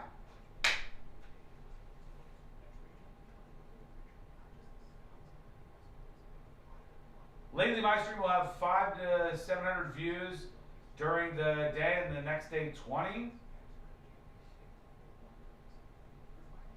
Yeah, Dan, I don't know what's happening with that. It's something going on with YouTube today. As I said earlier, they made some changes. So the changes that they made are probably impacting this. The one thing I thought was cool, like I like the change that they pushed out for YouTube where they said if the chat is very active, they won't run ads during that time on the stream.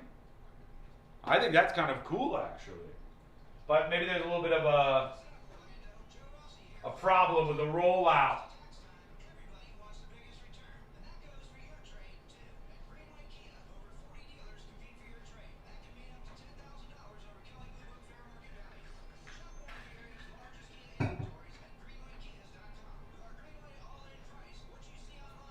What happens if I hit the thumbs down? It actually will put a virus on your computer, from what I hear. Mr. Predicto, will we have a YouTube meltdown today? Tell me, Mr. Predicto.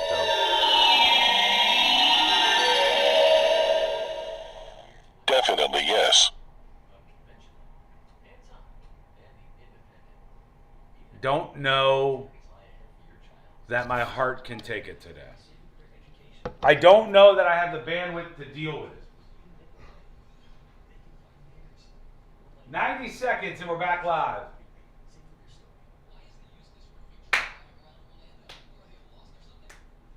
Billy Bob says, YouTube just stopping. I get the loading icon. At least the new junkie.com works well. Well, look at that. Look at that. At least we got that going for us. At least I got that going for me.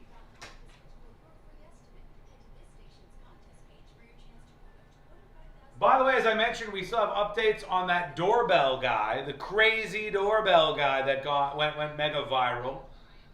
We're learning more about him and something else that happened 2 days before the now famous doorbell incident, which is maybe even more disturbing. So that's coming up probably after the next episode. Top of the hour. All right, it's time that we come back. Let's get our update in on the Bahamas murder mystery situation. Some really interesting stuff going on there. So I want to see what you think about it. And I want to see if people are shifting their views in any way on whether or not this husband might be guilty. Here we go.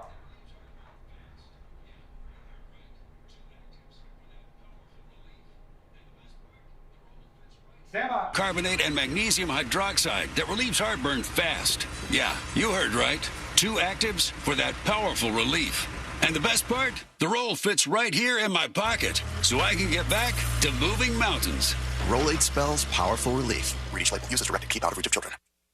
It's not just a radio app. It's what's happening right now. It's on. On the iHeartRadio app, you're not just listening. You're in it. You better believe it. From breaking news to what's happening in your community. Local, national, and world. Live moments. New development. Real voices. Hey, it's Ryan Seacrest. Amazing prizes. Plus, talk to your favorite hosts using the TalkBack mic. I have loved always hearing you guys. This is where culture comes alive. I listen everywhere on the app. Download the iHeartRadio app today. Win $25,000 in free impact windows from Maurice Windows. Text TRUST to 20129.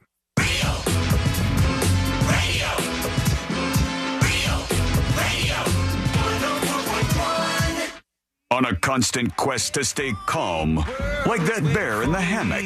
This is the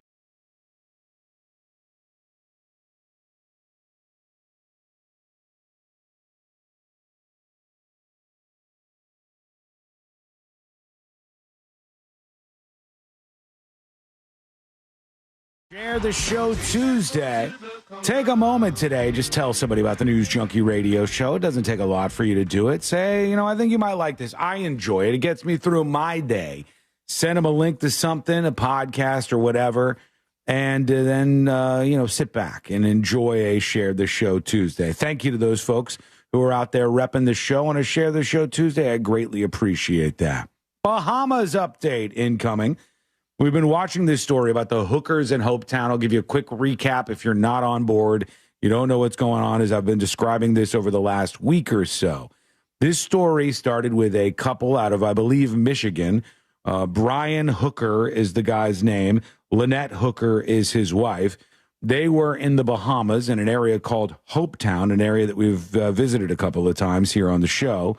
And in Hopetown in the Bahamas, they were enjoying themselves, and then they were on what they called a dinghy. It was about an 8-foot boat, a tiny little boat, tiny little boat, and comically small.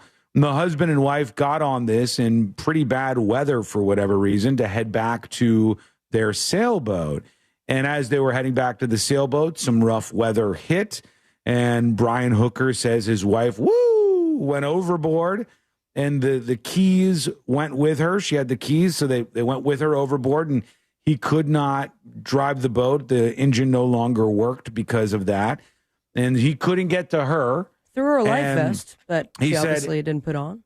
He threw her a life vest, which ended up washing up on shore.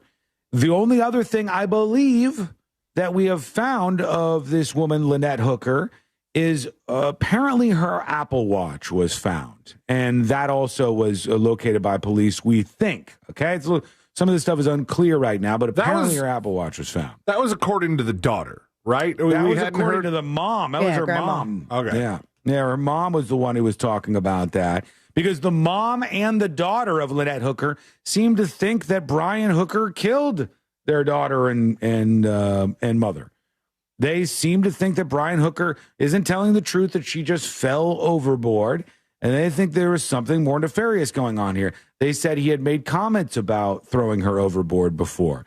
They said that there had been domestic incidences between the two of them. Incidents, buddy. And one of the incidents in question, the police were called out, and the police didn't really know who to blame. So they kind of pointed their fingers at both these as they pointed their fingers at each other. And Brian Hooker and Lynette Hooker, they weren't doing so well.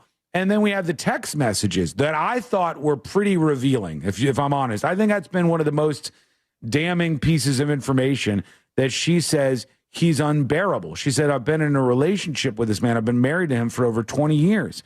And I can't even make it a couple of weeks with this guy on the sailboat together. Now, here's the update on this story. The update is that the man has been released without charges.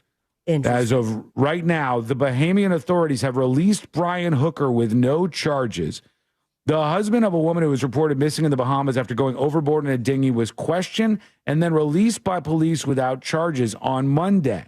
Lynette Hooker, 55, has been missing for over a week. I don't think we're going to be finding Lynette. She and her husband had departed Hopetown on the Abaco Islands for their yacht, the Soulmate, in Elbow Cay around 7:30 p.m. on April 4th. When bad weather caused Lynette Hooker to fall overboard, according to her husband. He was arrested on Wednesday. He was held in custody by the Bahamian police for a couple of days. Now they say he is free to leave the Bahamas. And I don't know that he wants to, though. I have some new video of the husband. Let's see what he says here. Do you believe that Lynette's still out there? I want to. Turn this up a little bit. goal is to go back and speak with the Hopetown Fire and Rescue volunteers, the search and rescue volunteers. They have been, I believe, still looking whenever they can. All right, I just want to note something right here. Have you guys noticed a shift in tone in this guy all of a sudden? It sounded a little more sad than all the details. He's shifted his tone to a much more serious, measured tone that he is using right now about this case. Well, the previous things we've heard from him have been like voicemails he's left people, stuff that maybe he didn't necessarily intend to be on the news. Now he's on CBS News. Now they're interviewing him, and he seems a little different.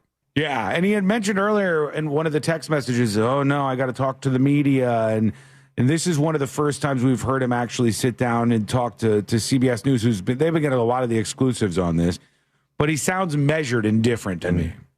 I believe still looking whenever they can, even while I have been detained by the Royal Bahamian Police Department. I was speaking with a volunteer the day that I was detained to go out on one of their boats. They were going to take off work and take me searching some more areas. I won't be able to stop looking. We'll see about that. Looking for Lynette. I'm going to need somebody with more authority to tell me to stop. Oh, now we've got some tears coming out. He's saying, I won't be able to stop looking for my wife. I'm going to need somebody with some more authority to tell me that I have to stop looking for her. Mm-hmm. That's his message as he has been released by the Bahamian police, and he's free to go, I guess. He's free to get the hell out of there if he wanted to. Now, I don't necessarily know how Bahamian law works, but let's say these were American waters that all this went down in. Are we just thinking they had to release him because the minimum amount of time, or the maximum, to detain somebody had been up, and they just don't have evidence to file charges? I think that's probably the case. I mean, I don't know, but I think that's probably the case, Celine, because I would say, look, we don't have a body. So if we don't have a body, what do we have? I'm sure they've combed over this tiny little boat. But if this guy had 8 to 10 hours to do this, he probably had 8 to 10 hours to clean up whatever he did if he was really responsible for it. Or he's telling the truth. I mean, we really don't know. What I am getting a lot here is that his family, I haven't heard them speaking out much, but the family of Lynette seems to very much not be on his side. And the mother spoke out again with Ashley Banfield, and I think she was saying something about some bruises that were on her daughter after one of their encounters, her and her husband. You mentioned to me before that Lynette left Brian multiple times. Oh, yes. That's the mom. Yes. She left him. It seemed like it ran in about a 1.5 2-year cycle. And she'd come home and she'd be like 3 weeks, and then she'd go back. And then this last time that she went, when he had choked her and when she has the bruises on her back and took the picture to remind herself, she was here at my house in Florida, and she was looking for a job. She was going to stay in this house while we were up in Michigan and start over. She didn't want to. She was 50 years old and she didn't want to start over. She was embarrassed because her marriage was failing, and she went back. All right, so mom says she was beat. She shares a photo of her daughter with bruises all over her back. Now, we don't know what's going on with this photo, but the mom says that Lynette had left her husband multiple times in the past and would return to her mother bruised or beaten. There are indeed what looks to be bruises all over her back. I don't know anything about how she got them or what happened or whatever, but this shows the daughter's back, and there are bruise marks all over it. So her mother and her daughter continue to obviously take her side, but more importantly, go against the husband here, Brian Hooker, and suggest that they think he had something to do with this. So give us your thoughts on that. We want to hear from you over at thenewsjunkie.com. We'll get to that in just a moment, feedback-wise. Let me see here. I want to see. We do have a lot of dispatches coming in. But here is, let's work in one of these. Here's Richard talking about the bridge situation we talked about. Hey, junkies, I'm a truck driver too, and I'm driving right now. I told you not that to. Other dude's talking about, it calls the high five. It's in Dallas. It is really, tall and in Dallas. Scary. Dallas. Even with your 80 tons on your back. Hey, have a good one. All right, he's driving around in a truck as we speak. Dallas or Richard. Dulles? He said Dallas. Dallas. Let me see how he said it again. Hold on. I'm a truck driver. Junkies, I'm a truck driver too, and I'm driving right now. The bridge that other dude's talking about, it calls the high five. It's in Dallas. Dallas. Sounds like me saying Auntie Anne's all over again. The Auntie Anne's caper on this show sticks with me still to this day. When we go by an Auntie Anne's, Courtney will go, "Oh, look, it's Auntie Anne's," and I'll go, And Subaru. You listen, Jackson. That's what I'll tell her at that moment. You listen, Jackson. I want to do one more here. Let's hear from Dinkers. Let's see what he says. I don't know if y'all covered this or not, but I just seen in the news that T.I.'s son was arrested at a traffic stop while wearing a Pokemon onesie. Okay. T.I. the rapper? The greatest mugshot I've ever seen. I have not seen that. I did see this lady that's been going mildly viral. Let me see if I can bring this up here. There was a lady whose arrest video has been going viral. It's this woman in Florida. Let me bring this up. This is her getting pulled over here. And she drives over the curb. You can see on the police video, she drives over the curb. You feeling okay? She's drunk as hell. You're good? Okay, you were just driving the wrong way on the road. And you just hopped the curb. Things aren't going well. Over here. Can you shut your car off for me? You don't know how to shut your car off? Is this your car? Yeah. Is your driver's license? That's your credit card. That is so common, it seems like. Here's another one. It's a Barnes & Noble gift card.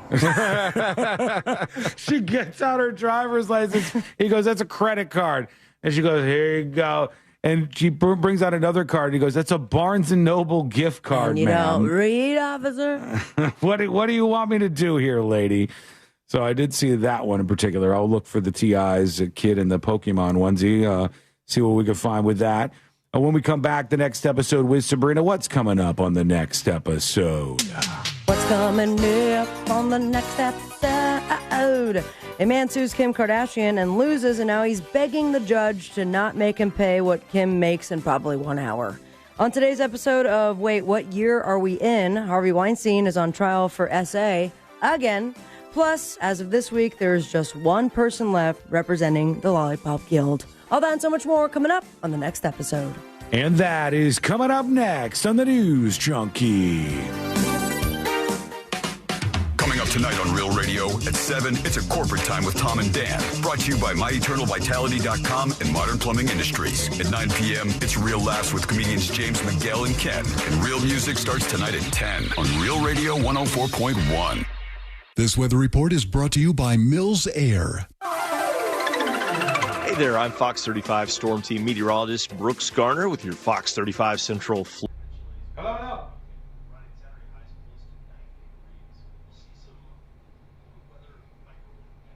Welcome behind the scenes. Trying my best to keep it together today, but not doing a great job at it.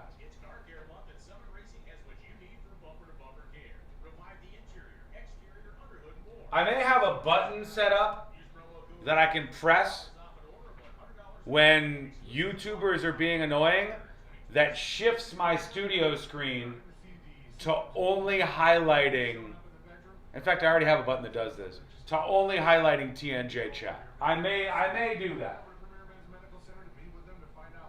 I may do that.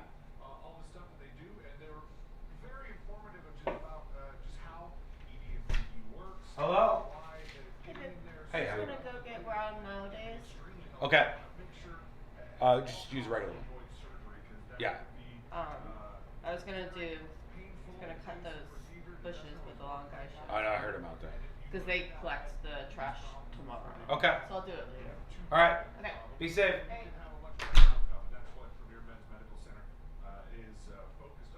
Back in just a couple of minutes. You mean the redheaded stepchild of chat? No, that's not the redheaded stepchild of chat. I would say, I mean, YouTube obviously has the most people, and there's a lot of great people on YouTube. But there are some like real main character MFers that pop in on YouTube. It's a little annoying. So for that reason, I probably like Twitch better sometimes. I don't know. I move around a bit on that.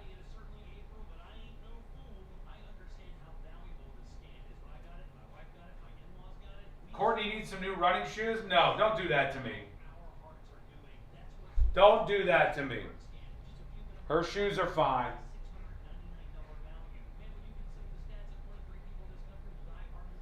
Twitch is definitely funnier? Well, I agree with that.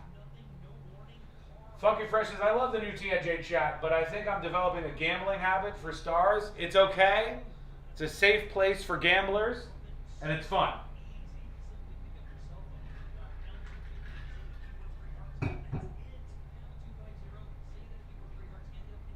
Couple of minutes, we're back live.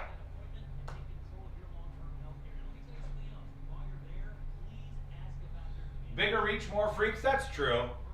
That's true. I mean, it's one of those things. I have to remind Courtney all the time when she'll see somebody saying like something really dumb, and she'll be like, she's really confused by it sometimes. Courtney will be like, "What the hell is going on? You know, this person is saying something. It's so stupid." And I have to remind her. I'm like, Courtney, everyone is allowed to use the internet. Everybody.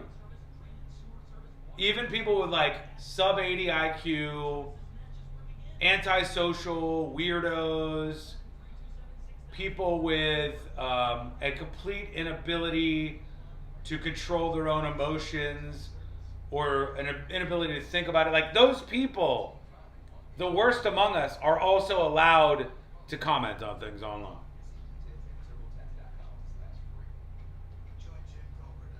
It always brings me back to that YouTube comment.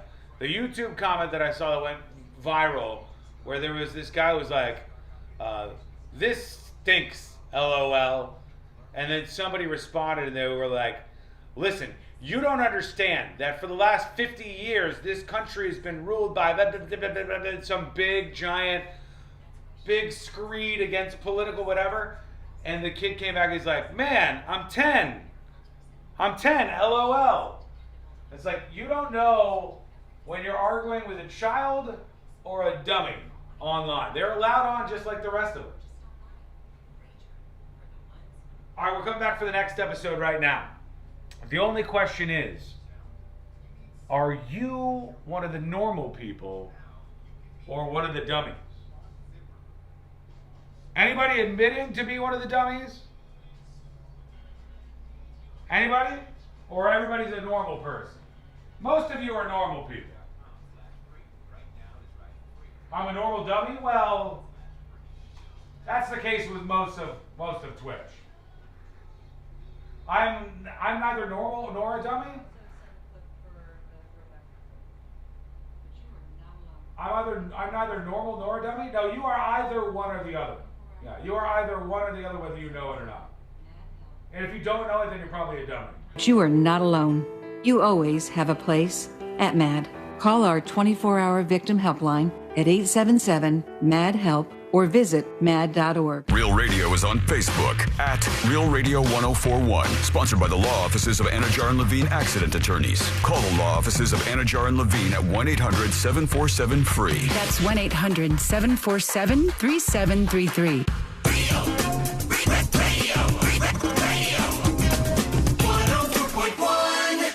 On a constant quest to stay calm, like that bear in the hammock. This is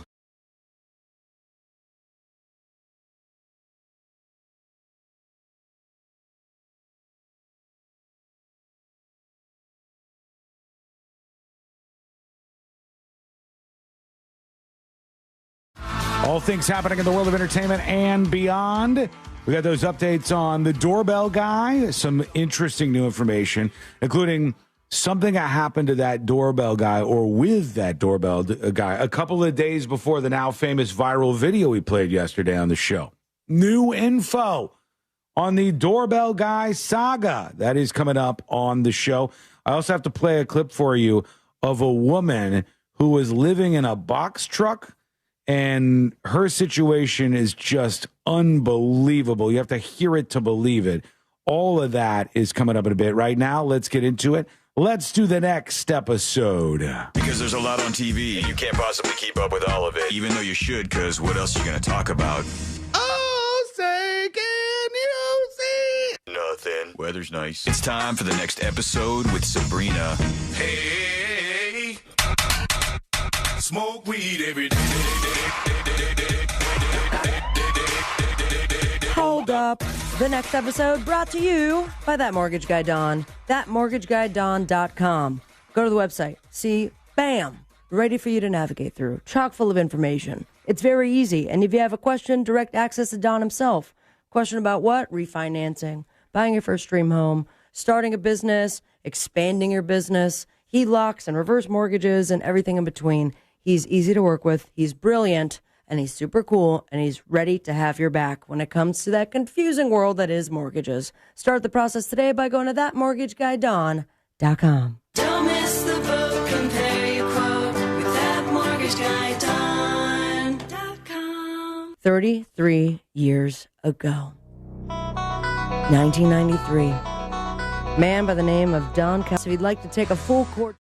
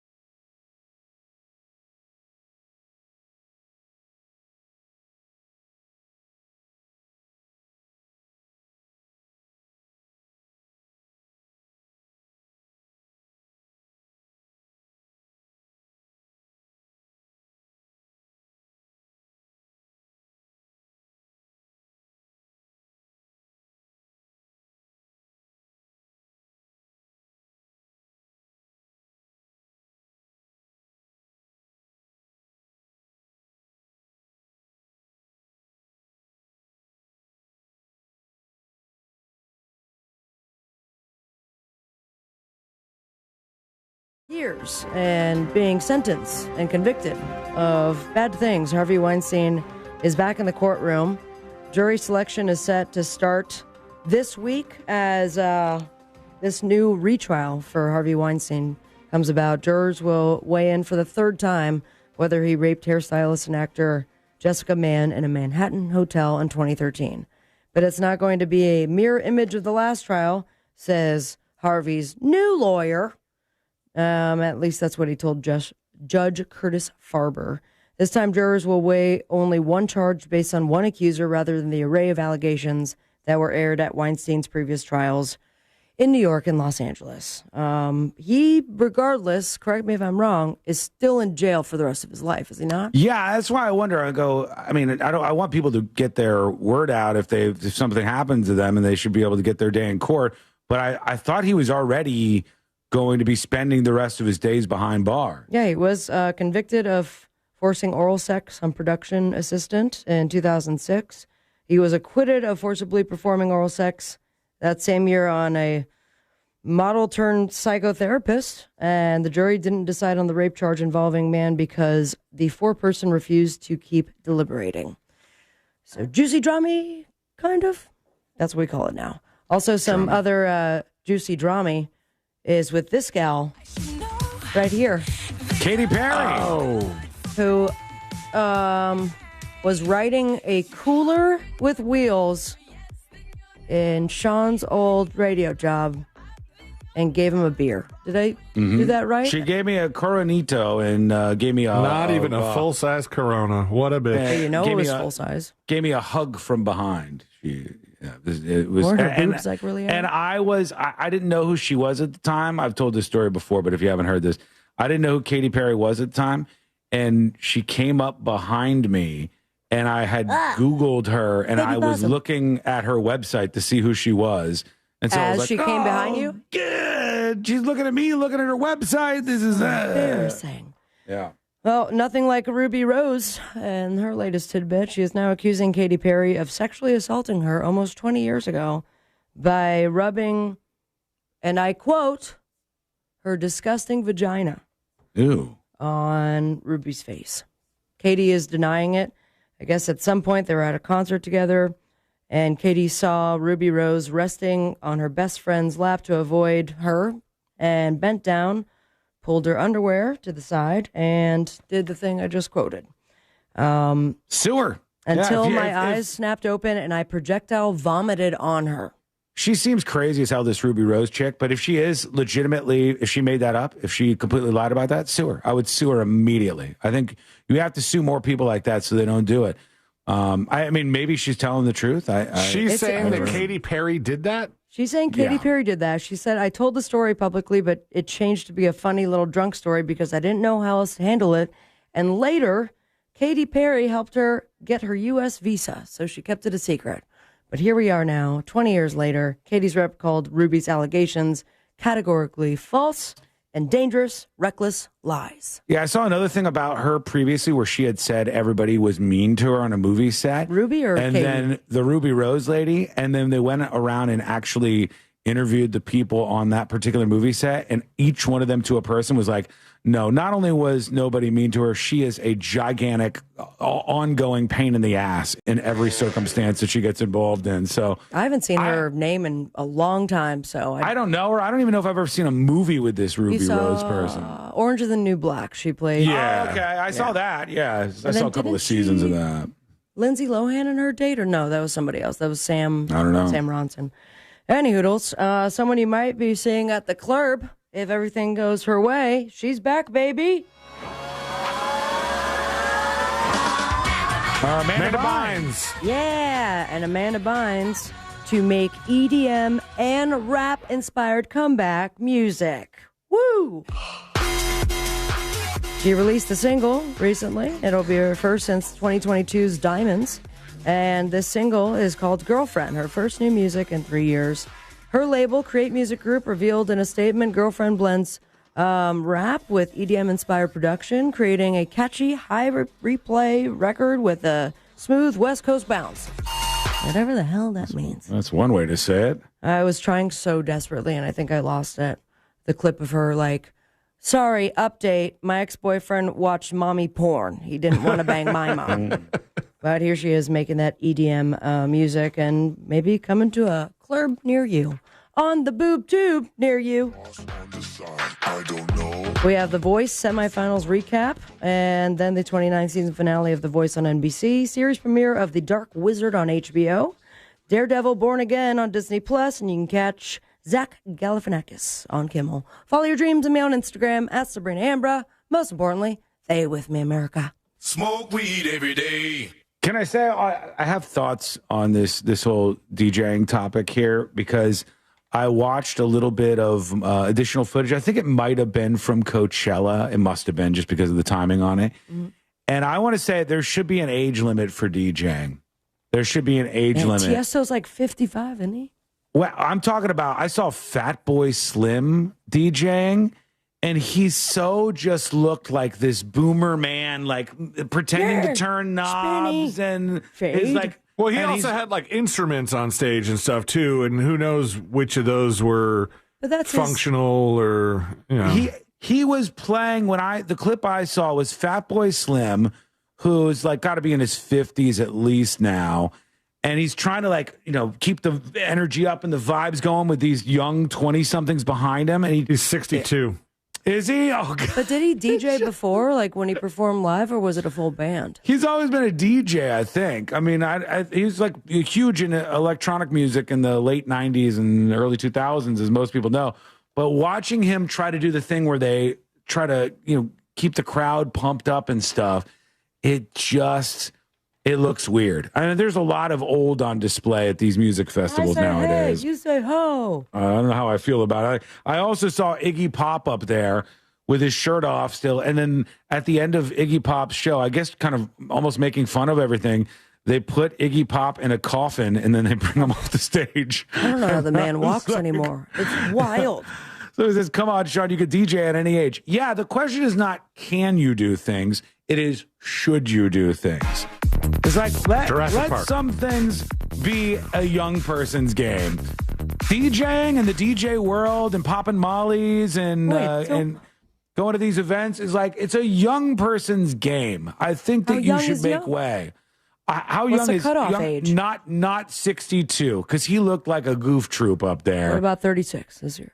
On stage. I wish I could find the clip of, and it wasn't bad. He was pretend mixing like they always do, these DJs. And he was mixing the Killers. Yeah, I think I saw a short clip of him doing "Praise You." Was it? Okay, That's a fun song. I mean, I'm sure most of them were kind of like that. And okay, here's an example. I don't want to play too much of this for a million different reasons, but all right, I want to see if I could see him. He's got this Hawaiian shirt on. Yeah, he's got a boomer Hawaiian shirt on, and you can't see it as much here, but when he's really trying to hype up the crowd and do like the fist pumps and stuff. So many people. It looks so corny when older people fist pump. Like what I learned from this is, here's another video. I just want to get more of him like really trying to ramp up the energy for the crowd. Wow. Every time I see it, I'm like, this is what I would look like doing that. So I'm not 62 for God's sake, but close. I retire. I'm here to announce my retirement from the DJ world. DJ Sean J. It's over. It's over. Sean J had his day. Fatality. And I DJ'd the tunes, and I brought him out there on the dance floor. We got this party started, as they say. But I'm not. It's a young person's game. I'm not getting involved in this anymore. Fatboy Slim do I have time? Yes, go ahead. No, do I have time to DJ? Just or any sort of DJ thing? I'm going to be 36 next week. You're good in your 30s, I think. Oh yeah. I think when you start moving around old is when you need to stop. Okay. If you can still move around young, then you're good to go. But if you move around and you're starting to do the old person move, like hey, get this party started. It's not good. Quick break. When we come back, we will get this party started, I promise you. Updates on the doorbell guy, the weird doorbell guy. And I'm sorry, your AI boss will see you now. What's happening? Oof, this one's a tough one, but you're going to hear it because it's coming up next on the News Junkie. Make Real Radio 104.1 #1 on your presets on our all-new iHeartRadio app and get cool stuff at Real Radio events. Get the app for free in your app store. From the Odoo.com Traffic Center, Odoo.com, the only business software you will need. There's not too much to worry about on your ride this afternoon. If you're just starting off your commute or just grabbing a bite to eat, the major roadways are mostly clear. You're just going to run into some typical delays piling up on I-4, congestion through the city. Hello. Welcome to the show. This report is sponsored by Mothers Against Drunk Driving.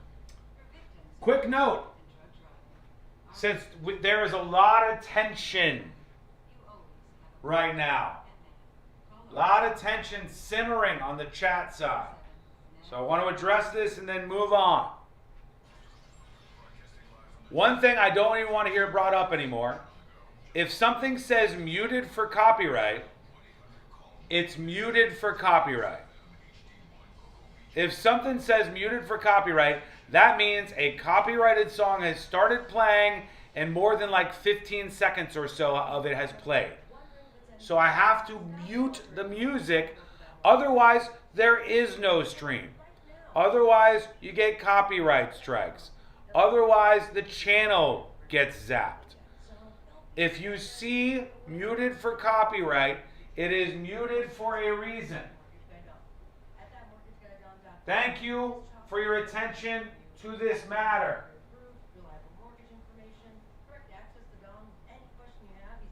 That's why I had to zoot that guy, yeet him straight to the moon during that last segment. Same problems every day. Same problems.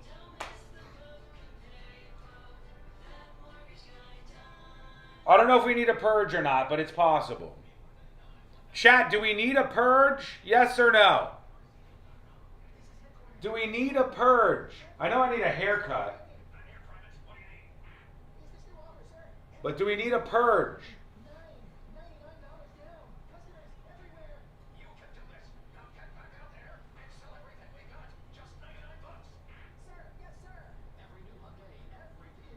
To the shadow realm? Oh, he's gone. He's gone.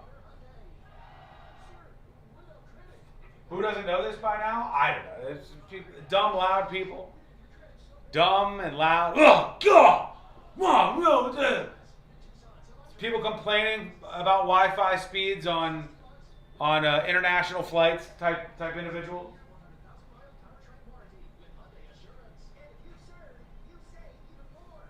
Do we need a purge? Not on TNJ chat, we don't. But do we need a purge on YouTube or Twitch? The Great Purge, is it today? Is this when this happens?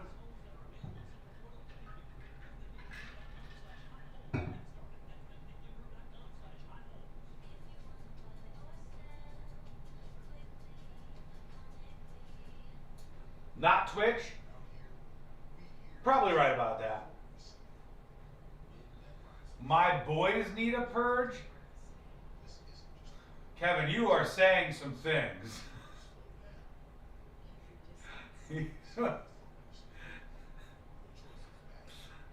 Kevin, you are saying some things. Abraham says, I need a WTF emote. Use the Hank Hill one. There's a Hank Hill one on TNJ chat.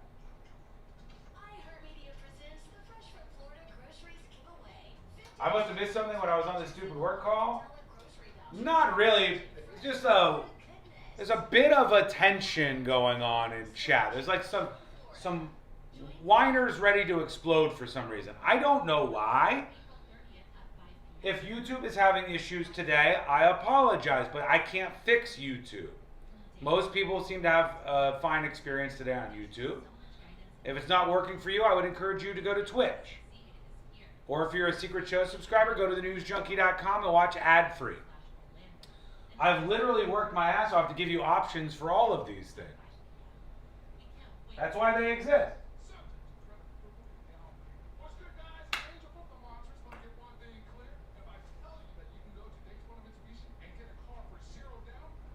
Just don't ban that one guy on YouTube?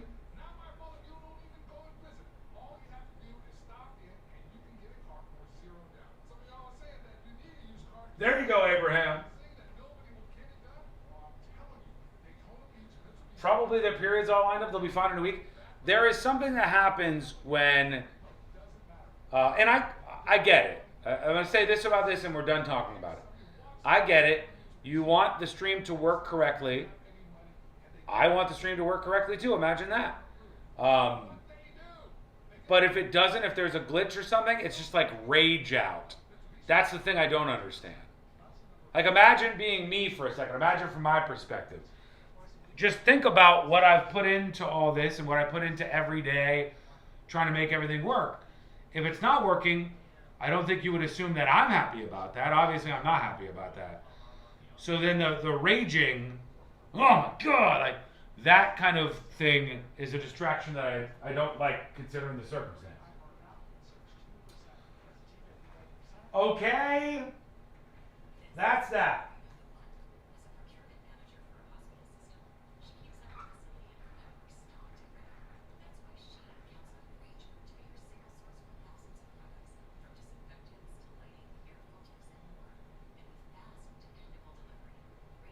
Stop reasoning with the terrorists? True.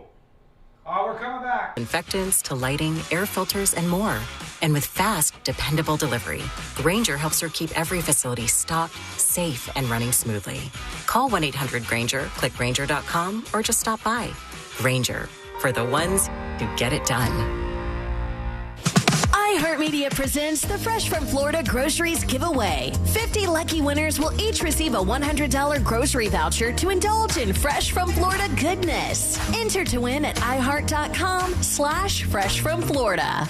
Win $25,000 in free impact windows from Maurice Windows. Text TRUST to 20129.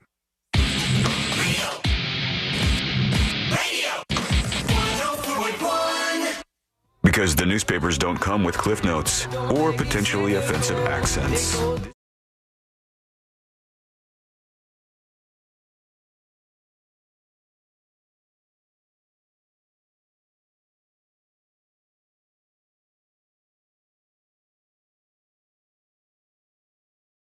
Tuesday. You're in the right place. Forget about the same three songs over and over and over. You're hanging out with us here in the world's most viral newsroom. If you miss any of the show, get it over at thenewsjunkie.com. Here's the thing. I will never, ever do this. I just want to put this out there on the record. I will never, ever, ever do this.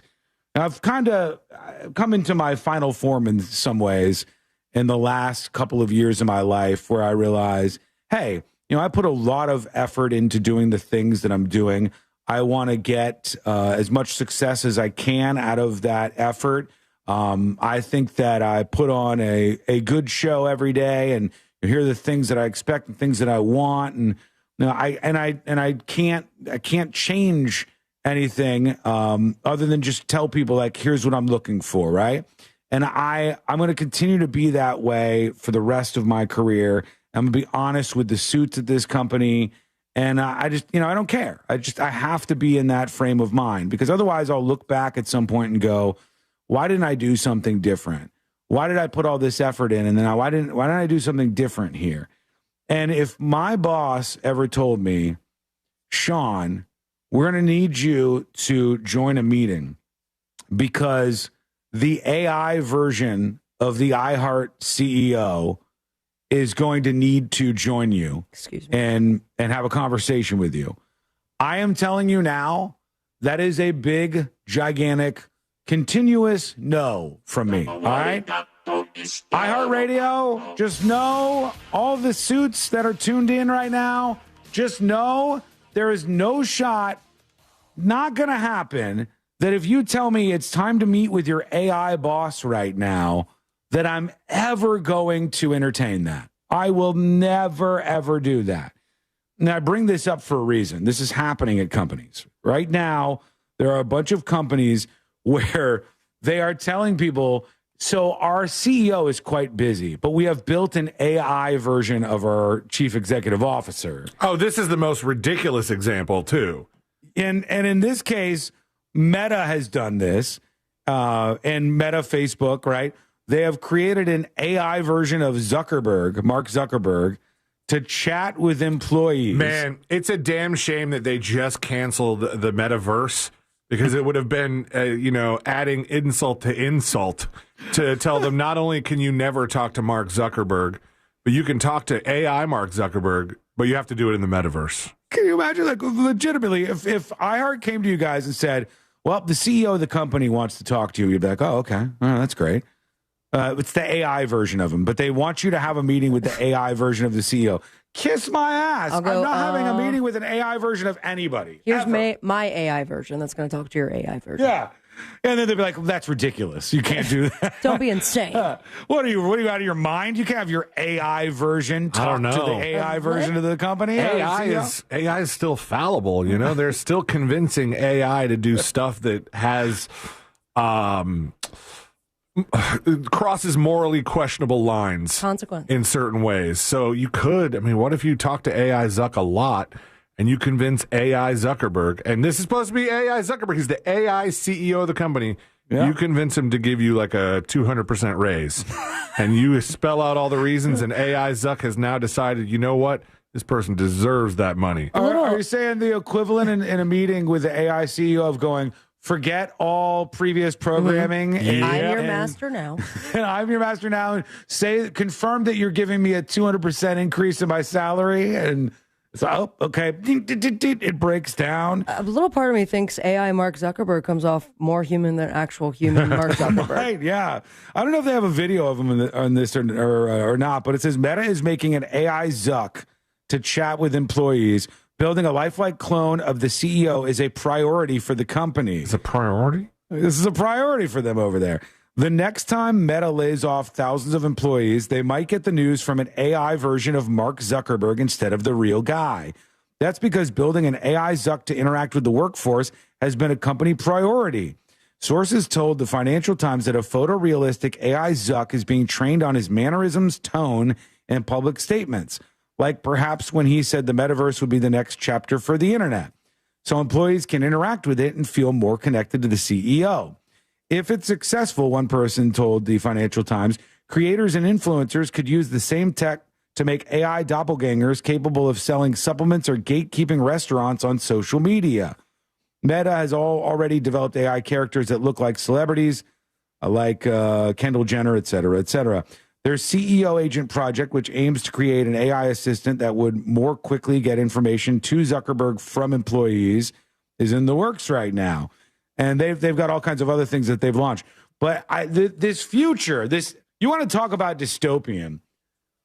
If you want to fire me, if you want to talk to me about something, at the very least, have the confidence and chutzpah to do it via a text message or an email. Who's to say an AI didn't make that?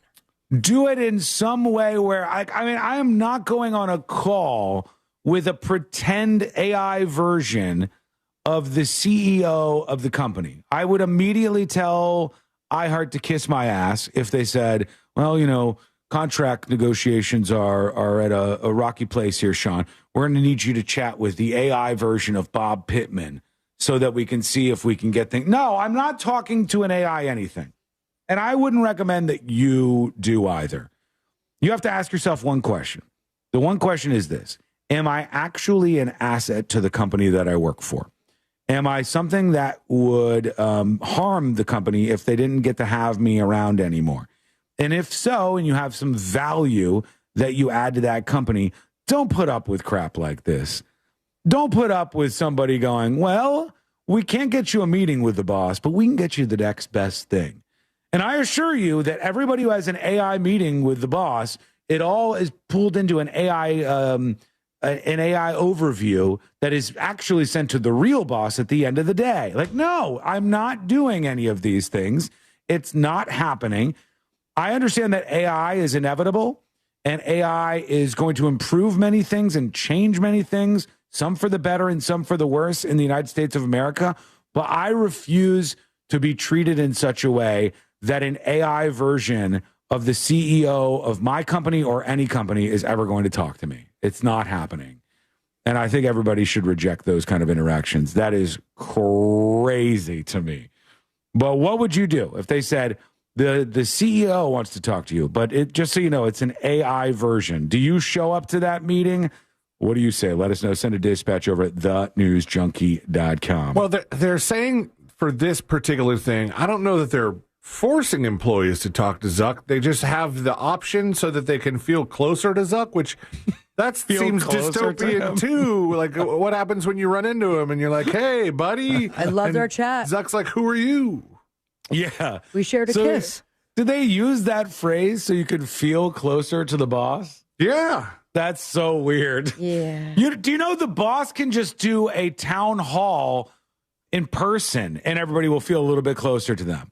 He's not answering your questions. We have to mute our mics. The boss can do a Zoom meeting, a real one of the actual person, and make everybody feel a little bit closer to them. But talking to a fake version of you is not me getting closer to you.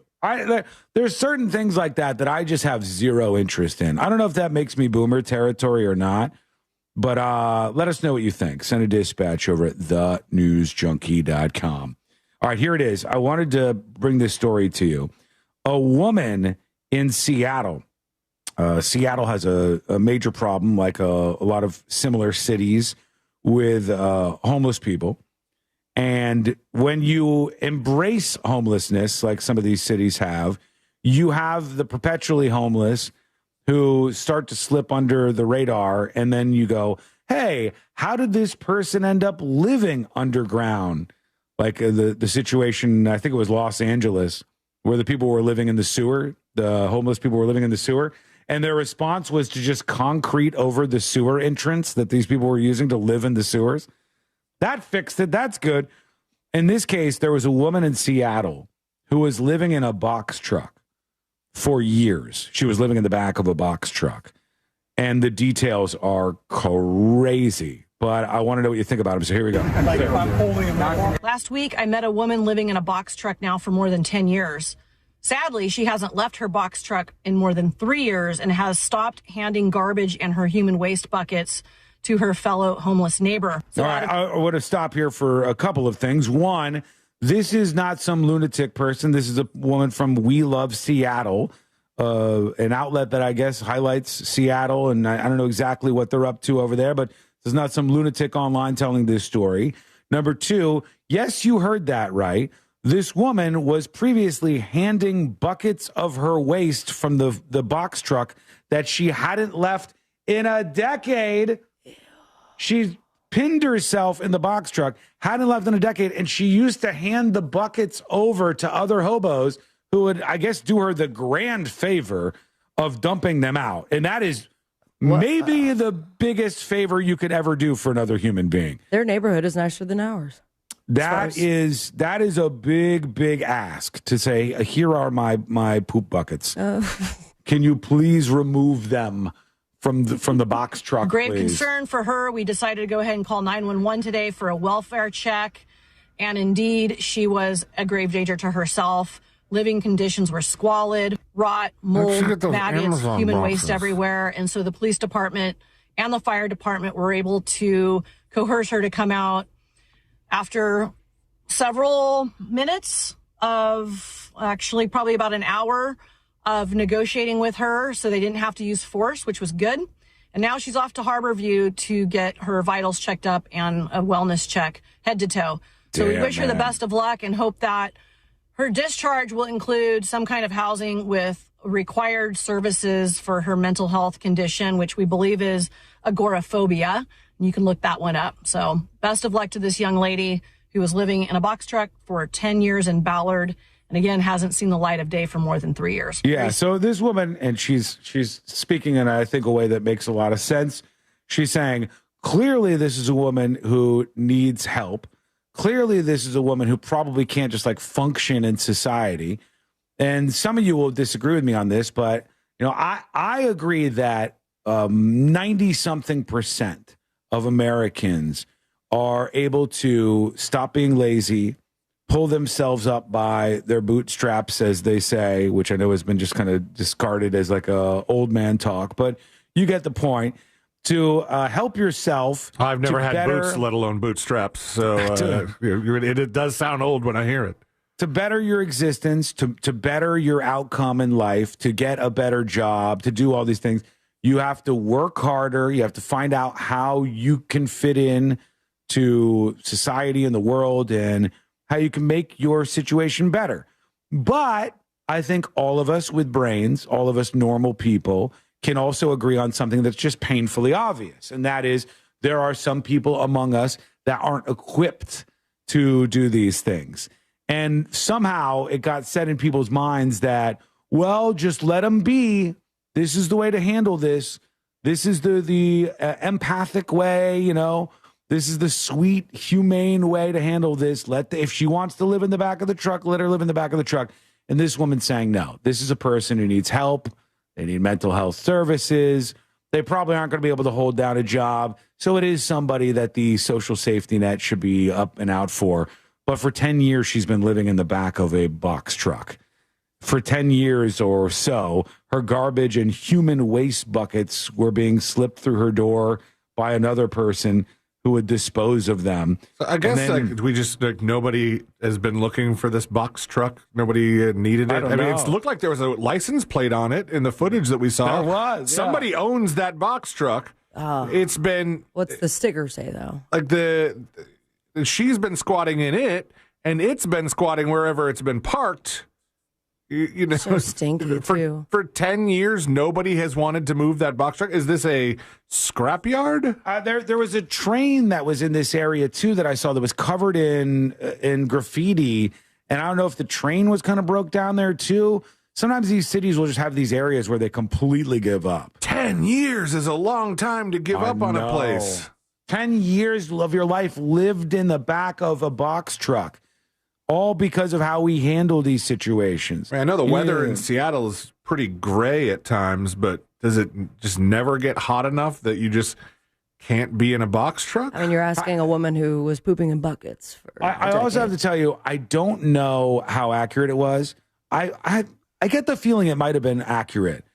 The best performance that I've seen that showed me kind of the life of an agoraphobic person is actually it wasn't from Breaking Bad, it was from the spinoff, right?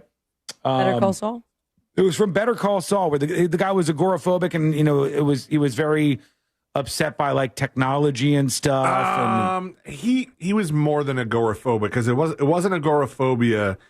He was afraid of electromagnetic fields. And so I don't know. First of all, I've never heard of anybody really having that to the point where it kept this guy inside his house at all times. The Baywatch lady has that. Which one? The woman who used to be on Baywatch that's now perpetually homeless and has a lot of issues going on. Full foil room? She says she doesn't want a house. She doesn't want to live inside because she doesn't like the electronics being around her. How did we hear about that on her post on Twitter? People constantly go up to her in public and they're like, "You're the lady that was from Baywatch," and they'll do these little checkups on her over the years. And again, they're like, "Well, just let her live her life," instead of taking that person and getting them some actual help to improve their outcomes. It's a weird thing, but I think people are slowly but surely turning the corner on it, which is a good thing. All right, when we come back, we'll get into the update on the doorbell guy. This changes a lot in terms of what people think about this case, I think. More info on the doorbell guy who went viral over the weekend. We talked about him on the show yesterday. And a new piece of information is dropped, and that's coming up next on the News Junkie. Real radio. It is. The Monsters in the Morning. One more time. I was wrong, Angel. We can auction off one more thing. Thank you. That's okay. Be a promo. The Monsters in the Morning. Real Radio 104.1. From the Clausman Law Traffic Center, car crash, call Clausman Law. ClausmanLaw.com. The major roadways are looking pretty clear right now. If you're just starting off your commute or just grabbing a bite to eat, you won't be running into any surprises affecting your ride. No issues on the major roadways here. No accidents tying you up or slowing you down. Just some typical delays starting to pile up. Hello. Welcome to Z Show. We are making progress.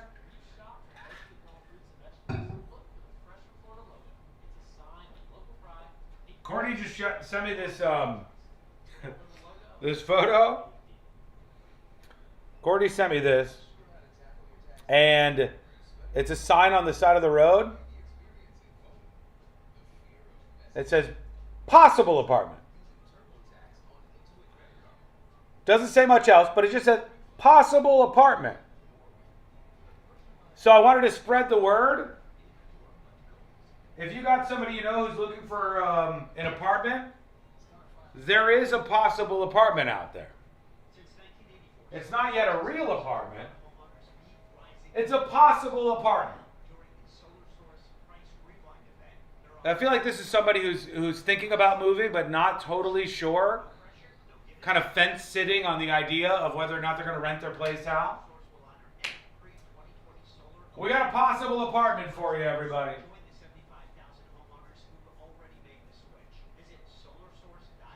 That might be an angry neighbor calling out an illegal apartment. How so? Hello? Hey. Did you get the possible apartment? No, I finally got a picture of it, though. I almost hit someone in the back the first time I saw it. Okay, we need to talk about something really quickly. Yeah. Courtney is having some hallucinations. What? One of the things that she's hallucinating is that there's a campaign in the neighborhood. I haven't seen it in a long time. She never saw it. Yes, I did. Oh my God. It never happened. It never happened.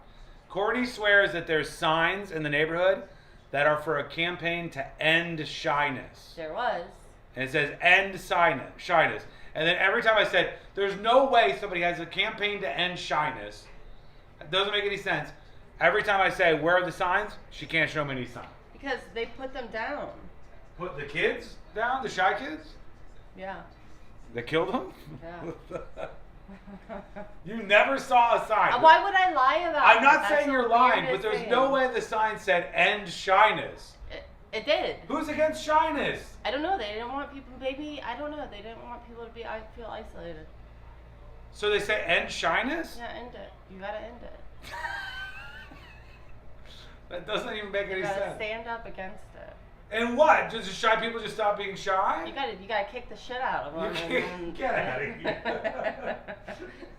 You kick the shit out of the shy people? They're a little less shy. And then they just stop being shy? I don't know if it works that way. All right, I'm Okay. going. All right. Don't be shy about it. I'm not shy. Oh, okay. See you later. Bye-bye. Bye. She's crazy. You have not seen the signs, Waterboys. Lies. Waterboy says, in her defense, I've seen the same signs in the neighborhood. No way. There's no way there's a campaign against shyness. I've never heard in my life of a campaign against shyness. The anti-shyness campaign? There's no shot. There's no website. Don't say they have a website. There's no web. Send me this website. The anti-shyness. You haven't seen this. You guys are grand hallucination underway. The ones who get it done. 2%. That's the number of people who take the stairs over an escalator. I'm Michael Easter. Twice a week on my podcast 2%, I give you practical advice to live a more meaningful life. Don't ask for easy. Don't demand easy. Put yourself through some hardships, and you will come out on the other side a happier, more fulfilled, healthier person. Listen to 2% on America's #1 podcast network, iHeart. Open your free iHeart app and search 2%. That's TWO% to start listening. Do you have AC needs? Turn to the experts at Carrier. Go to millsair.com.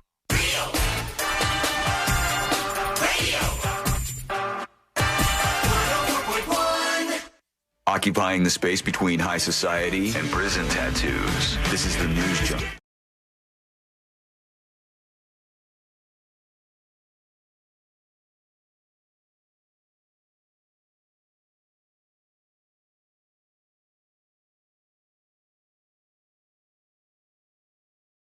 Don't miss out on that.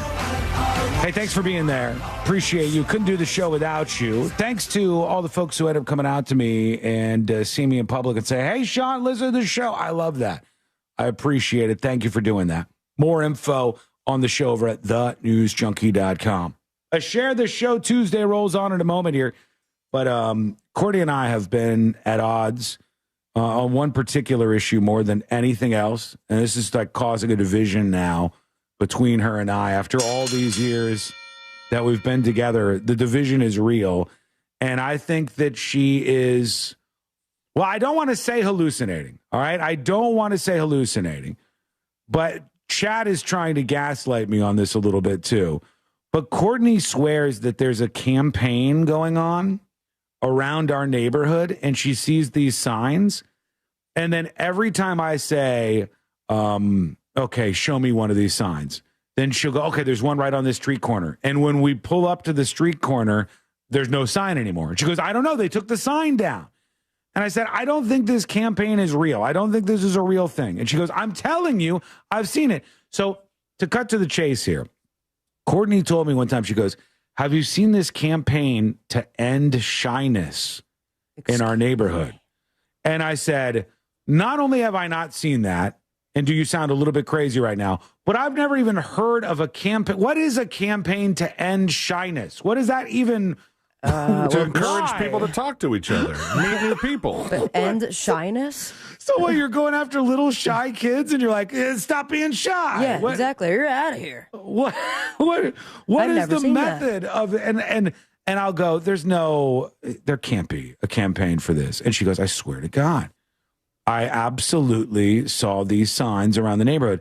I'll go, okay, what corner? Okay, I saw it on this corner. And we'll go to the corner. No more sign. I go, looks like the signs are being kind of shy. Maybe they ended shyness. Yes, strangely enough, the signs are just, whoop, they don't want to come out today. But she's like, no, I'm telling you, I've seen them before. And then some people in chat have started to say, no, I saw those too. No, I really saw those too. No, there's really a thing. Prove it. There is no, I've never heard of a movement against shyness. And Ardennis says, just because you're not shy doesn't mean it's not a thing. First of all, I'm not putting that on anybody. And I actually am not the most gregarious person in social situations when I'm not behind this microphone right now. You don't know me as much as you think you might, number one. But I'm saying, what is the plan? What is the... Now they're saying they're posting photos of like the signs, and they said they've located the website. You know how the show is. Like, I mentioned something like this and they've gone 11 layers deep and they're saying the signs are shy, but they're real. Have you guys heard of a campaign against shyness in all of your days on Earth? I have not. I've not either. I've time. never heard of this before. I've never heard of this. They're saying unshyness.com. There's no way this is real. Unshyness.com. I love that they think if you see a yard sign that's going to change your personality. Okay. I'm supposed to stop this? Absolutely. Count me in. When's the next 5K? They're not lying. There is a website. And Orlando is where one of the boot camps are. A boot camp? It says shyness steals your life. This has such big vibes of like a grandpa slapping an autistic kid and telling him to stop being weird. Calling it a boot camp makes me envision like some really hard ass like drill instructor. Get up there and read this paragraph. Quit talking to people, pussy! Get everyone's Instagram here now. Isn't that going to make people even more shy? You think if shy people are going to sign up for this boot camp, you are sorely mistaken. That's not how it works. Unshyness.com. Play that video, please. At the very least, this is a real website. Strange. And Courtney said she saw these signs, and it does say New York City, Orlando, Miami, Atlanta, Austin, Dallas, Philly, LA, and San Francisco. Let's see the video. Hang on. I used to be stuck in my head. Now I can express myself really, really easily.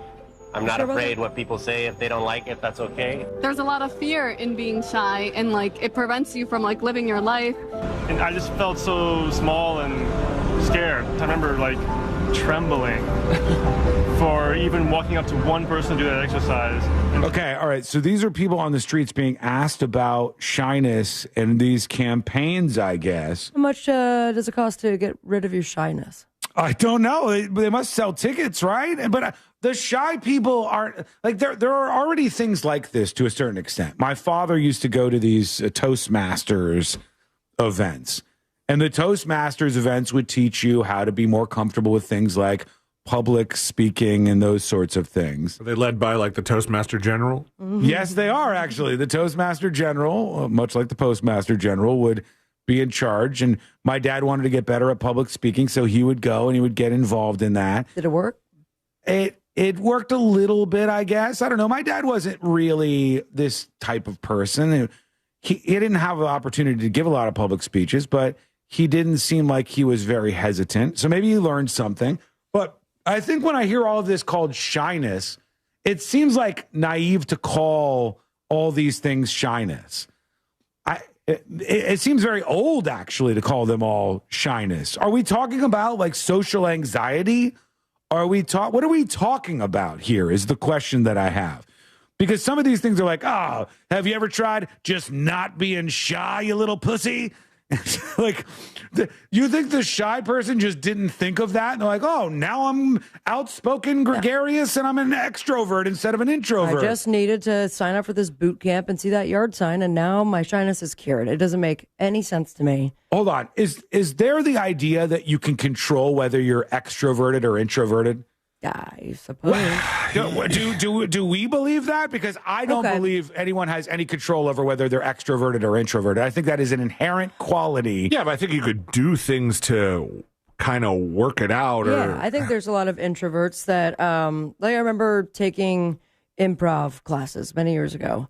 And there was, in that first and second level, people that the purpose of signing up for it was just they could be more comfortable in social situations, wanted to meet people. Have fun. And that was, straight out of the introvert's mouth. I don't know how they ended up, but there are introverts that are trying. But this comes off so differently than improv. I think you could be an introvert, Sabrina, and you can try to stretch your abilities a little bit more and push yourself in some social situations. But I don't think you can ever do anything outside of serve some alcohol to make an introvert become an extrovert, right? I just think these are different types of people. You have left brain people, right brain people. You have left wing people, right wing people. You have people who are introverts and people who are extroverts. I think it's just like how people are. Let me see what else they say. There was not at all any fear. I was literally just like, no hesitation. I feel totally different. Now I don't feel as anxious about that anymore. I'll strike up a conversation with someone. Just be able to just have a connection with someone, guy or girl. I get really nervous around people I don't know and kind of like new situations. And so I wanted to kind of like put myself out of my comfort zone. And I think it really helped with that. Is there a Scientology tie into this? Absolutely. Is there they something accepted our Lord and Savior Jesus Christ? Like Scientology, where they go, hey, are you happy? And you go, I've been struggling. And the Scientology's like, we're the answer. You don't need your medicine.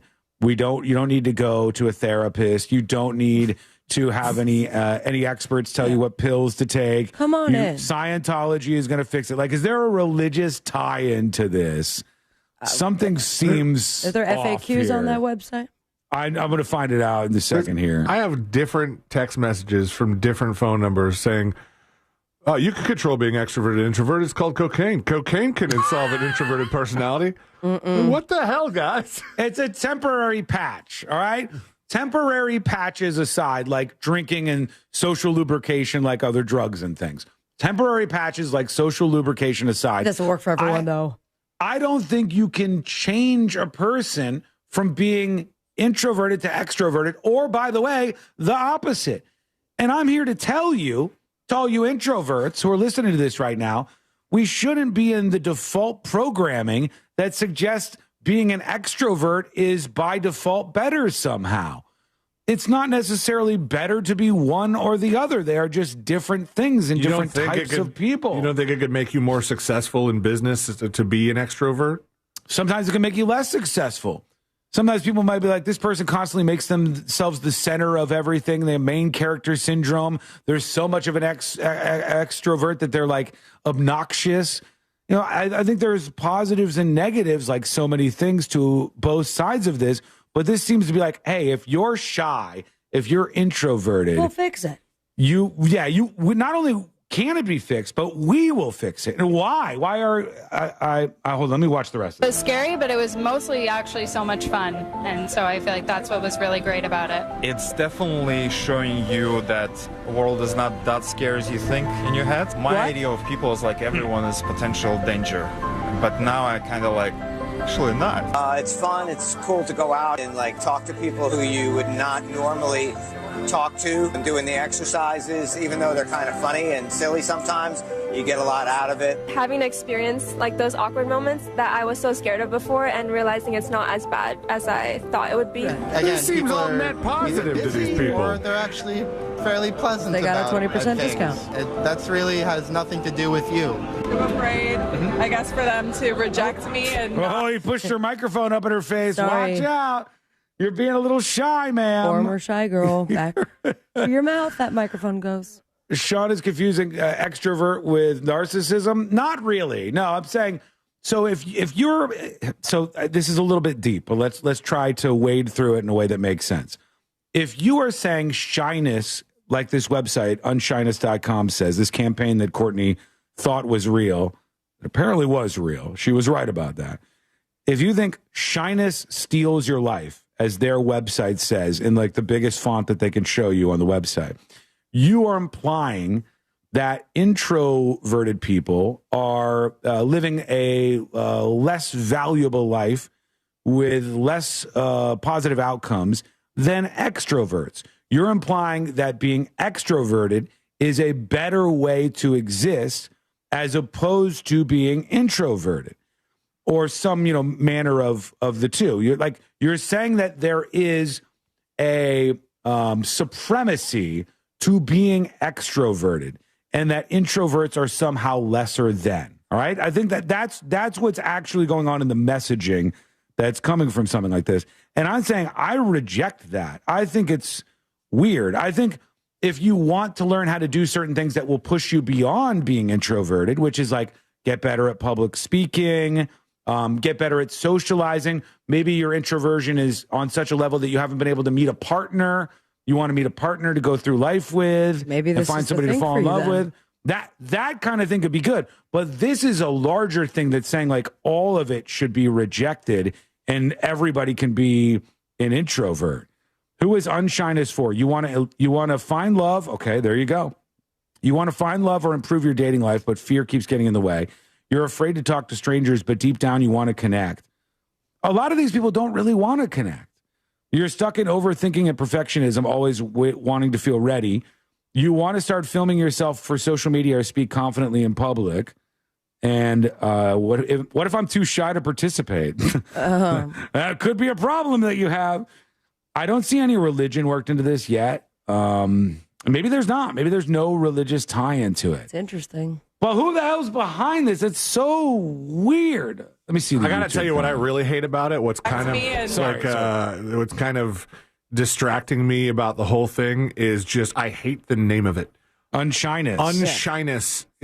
And the shyness steals your life. You use when it's something that could be done or not done. Like I could uncover something or I could cover it back up. I can't shyness something, so I can't unshyness something.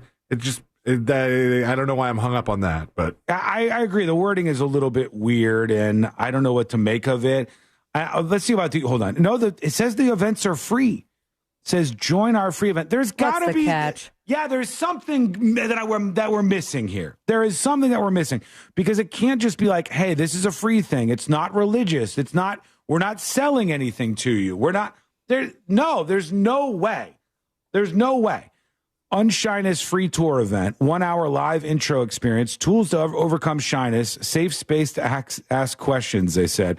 Oh, and then it says, get your spot, only one spot left. I believe you. Yeah. Who's doing it? Rock, paper, scissors. There's just one spot left right now. My question is, what's the catch? There's something else going on here. All right, we'll investigate, and we'll take your thoughts on it. Send a dispatch over at thenewsjunkie.com. Seems like Courtney may have been right about that. I still find it so bizarre, but she could never show me the signs until now. All right, we'll see what you think about this. When we come back, we'll get to jury duty. I'll give you the update on the doorbell guy and something else that happened just 2 days prior to this now famous viral doorbell incident. Jury duty and that coming up next on the News Junkie.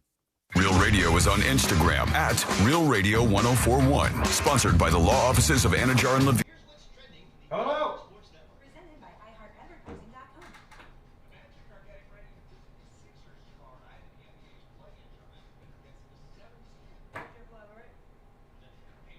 Hey, everybody.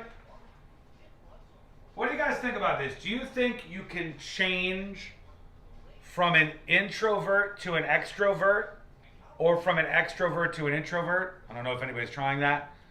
Do you think you can change from being an introvert to an extrovert? Yes or no, Chad? Because people are listening to radio more today than they did 20 years ago, and only iHeartRadio connects with more Americans than TV, digital. Do you think you can change that? Or is that something that's fundamental to you? And where does that come from? Is that a nature versus nurture thing? Like, where does that come from initially?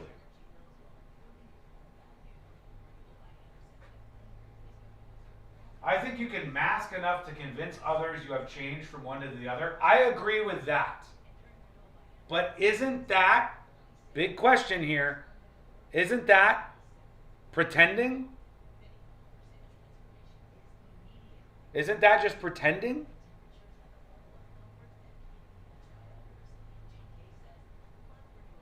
I don't think so.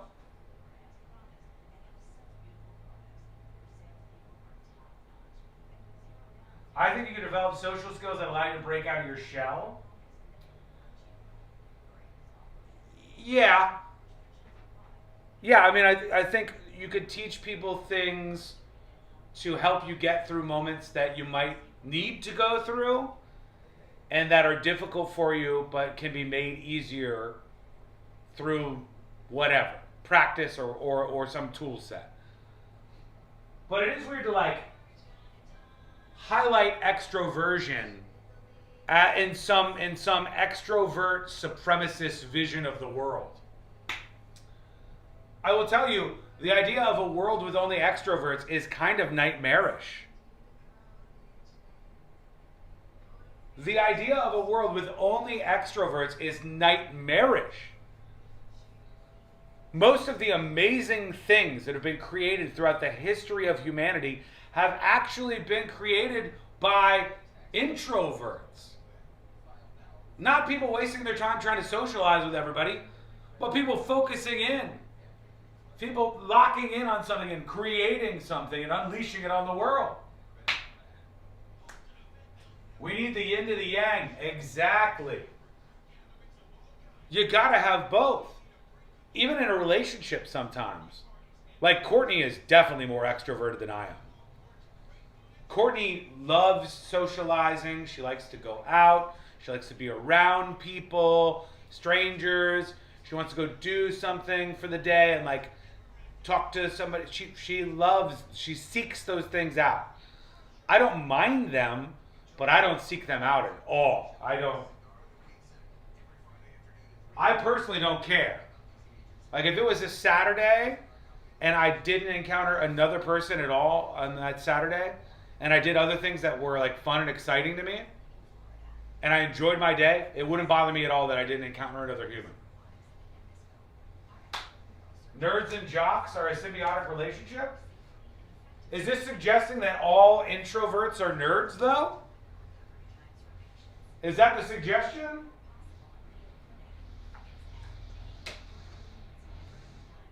Some deep questions here. Vicky says, I feel like I'm private and basically an introvert. Maybe it's a function of age, but when I'm with my golf friends or neighbors, I'm very comfortable and talkative. Yeah, I mean, I think that's probably the experience a lot of people have. Where a true extrovert is like, you know, look at me, look at me. And an introvert is not like curling up in the fetal position, unafraid to go out into the world. An introvert might just be more comfortable observing, not being actively part of something. It doesn't mean they lock themselves inside all the time. I think we have weird preconceived notions of both.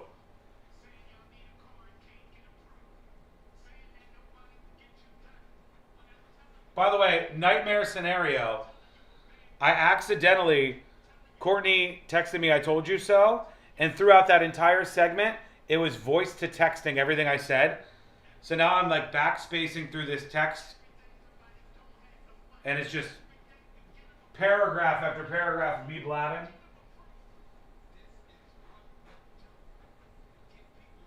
Just trying to saw through all the text-to-speech.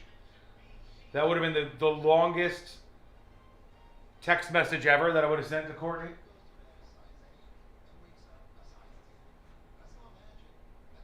As an introvert, I can unshy myself by entering into social situations, but I doubt an extrovert can avoid social activities. That's probably true, yeah.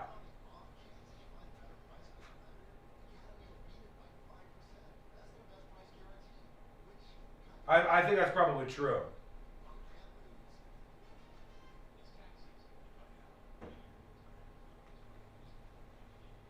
I just thought that was bizarre. I've never seen anything like that before. As an introvert, I just don't give an F. Extroverts are generally celebrated in our society. For whatever reason, we tend to view introverts as having something wrong with them. I think that's true. Yeah, there's a level of shame to it. Like, why aren't you more boastful? Why aren't you gregarious? Why aren't you randomly interacting with all of these strangers? There's some bad attached to this. No, very weird. Interesting conversation, though. Interesting conversation.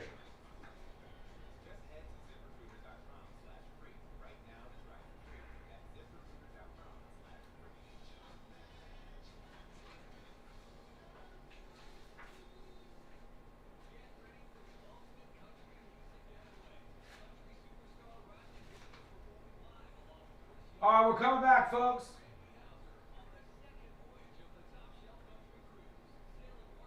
Country superstar Riley Green is performing live along with Chris Young, Lauren Elena, and Randy Houser on the second voyage of the Top Shelf Country Cruise, sailing March 2027 aboard the Celebrity Summit, departing in Tampa with stops in Key West, Bimini, and Cozumel. Enjoy 7 days of entertainment brought to you by Signature Cruise Experiences. Open booking is finally here, so go to TopShelfCountryCruise.com now to book your cabin.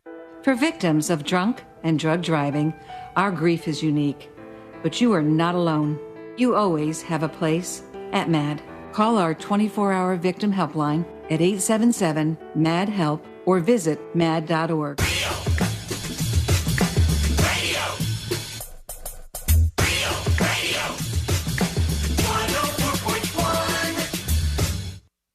Dispensing unsolicited advice on a wide range of pointless topics.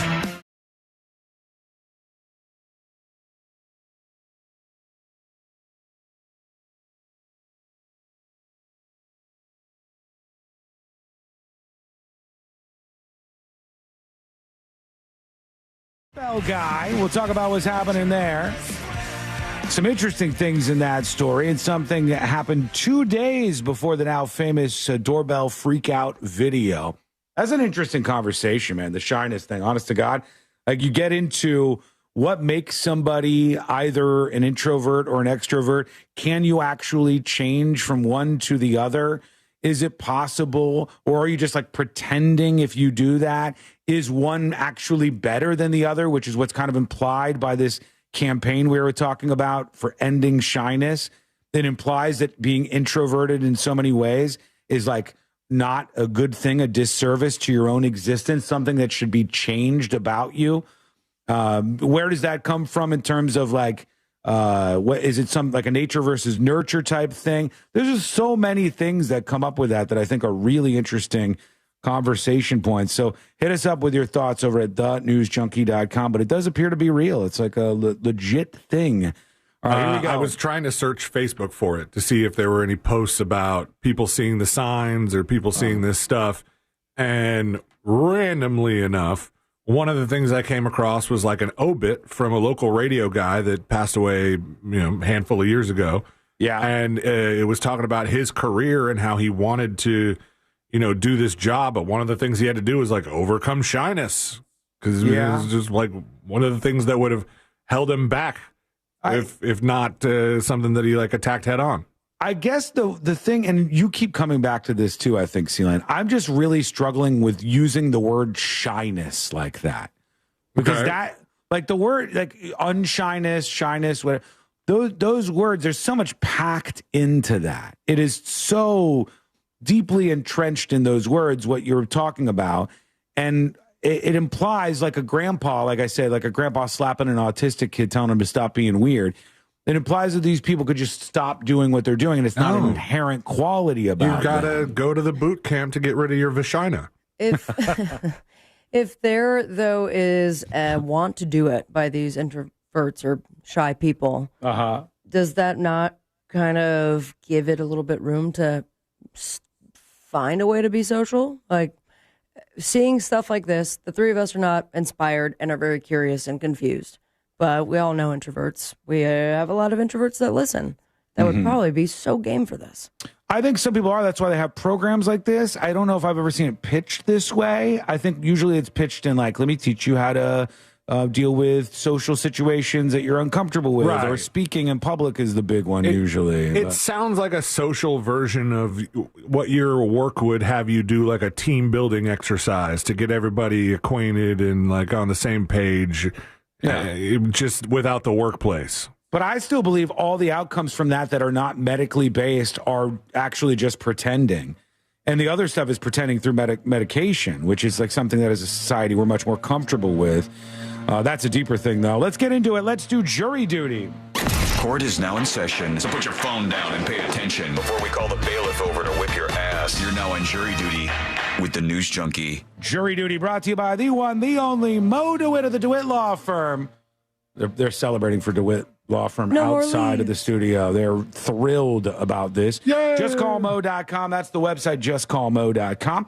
After an accident, there's somebody ready to help you out. He is going to give you the lift you need to go up against those insurance companies. All right, calm down out there over at JustCallMo.com. Don't be shy. Go out there and tell them. Listen here. No, he's shy. That's one of my lawn guy is incredibly shy. Oh, yeah. Wasn't he the one that like all your checks bounced for a couple months? Very scary. I was writing him checks out of an old account that was attached to like Dylan's school funding that I shut down. And I had sent him, it was like 4 months worth of checks that bounced. And the guy was so nervous. I didn't know. My checks look exactly the same depending on what account they're coming from. And I go, oh my God, I'm so sorry. And of course I paid him right away. But he was like shaking when he wanted to tell me about it. And that's something maybe you want to work on. But I like because you yell at him so much. I don't yell at him ever. What about I've never this patch yelled here, at him. huh? I never yelled at my lawn guy. He's a nice man. Do I know his name? Yes, but I'm not going to say it on the radio. I'm not going to. Start with J. My son, my 2.5-year-old son, thinks every person who does lawns has the same name as my mom's lawn guy. What's your mom's lawn guy's name? Hector. So he's probably right more than he's wrong. I mean, every time he sees a lawn guy. Highly offensive to all the non-Hectors. What's great is every once in a while he's going to nail it. And he's going to go, you're going to stop and Celine's going to go, sir, can you please tell Jackson your name is not Hector? And he'd be like, no, I'm Hector. I'm Jackson. Yo soy Hector. You listen, Jackson. Yeah. He's right about this one. All right, let's see here. I don't really have time for the doorbell guy thing now, which is a real bummer. I've been promising this forever. Do it now. I'll work it in quickly. You'll do it now. The man from the viral Ring doorbell footage was arrested for additional crimes. All right, additional crimes, not just the one where he went to that person's house and tried to kick down the door and then broke in through a sliding glass door and tried to attack possibly his wife and daughter who were at the house. The homeowner watching this on the doorbell video returned back to the house when this was happening, fought this guy off with a shovel, ending up with both of them getting hurt by the shovel, I guess, both of them having head injuries. The Fairfield police have said that something else happened. On April 12th, 2026, a witness contacted the Fairfield Police Department to provide information regarding an encounter involving 30-year-old Jason Nichols and the witness's child on April 5th. Based on the investigation, officers determined there was probable cause to arrest Nichols for additional crimes. While Nichols remained in custody, this is the doorbell guy, for the previous incident, he was additionally booked for one count of 647.6 PC, annoying or molesting a child under 18. He was? Now, I don't know what to take away from that, because it sounds, when I hear molesting a child under 18, I think our heads go to a particular place. Correct. Annoying or molesting may just be harassing. But that was his whole shtick, right? He was looking for the guy's daughter or something? Yeah, but he did this to somebody else apparently in the days before this. And now Fairfield police detectives are actively investigating this incident due to the sensitive nature of the case and the involvement of minor. No further information will be provided. His total bail is now $60,000. Are you saying that when you read molesting in this sort of way, you don't know that it's necessarily sexual just because of the way it's worded? When I see annoying or molesting in the charge, I think like those two are very different things. Right, but like at its core, to molest something is to disturb it. Right. Like if you see something in Spanish that's like, don't disturb the ducks, or it'll be like modern usage, I think, would have most people's brains navigate to like a sexual situation. Mm-hmm. But I don't know if this was or wasn't that. The doorbell guy apparently was involved with some minor before this, and something went down that he's being charged for as well. So that story continues to pile up. Okay, we're going to take a quick break. When we come back, I've got a bunch to get to, including an update on the cruise ship murder, the Anna Kepner story, her stepbrother charged. What do the charging documents say? I'll read them for you. That's coming up next on the News Junkie.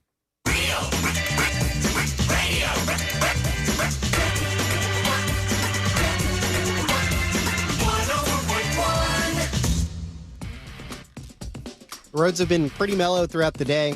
You won't be running into too many problems affecting your ride here. Keep in mind there is construction on I-4 between Sand Lake Road and Osceola Parkway, so just look out for crews near the roadways there. Other than that, you won't be running into any accidents affecting your ride, but if you do see traffic troubles, call the Valvoline Instant Oil Change Traffic Tip Line at 866-676-8477. From the Traffic Center, I'm James Birmingham.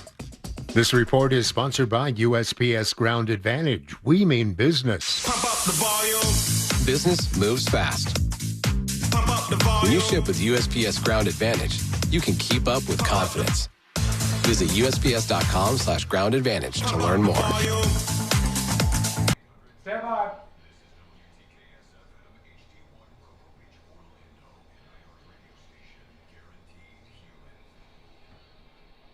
Stand by.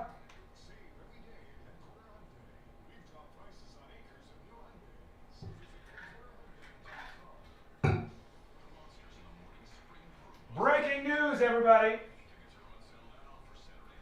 Breaking news. C-Lane has just informed me a blast from the past has been arrested. I'm going to say this person's name. They have apparently been arrested for a domestic assault incident. We'll get into some of the details when we come back. But this person that some of you will know and some of you will have no idea who this is, that has been arrested, Baby Jessica. How many of you know who Baby Jessica is? Yes or no?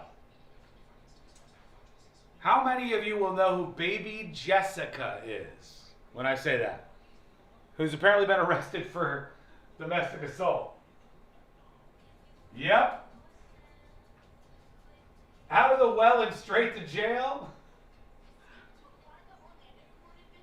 You think young people know who Baby Jessica is? I don't think so. My gut tells me young people have no clue who Baby Jessica is.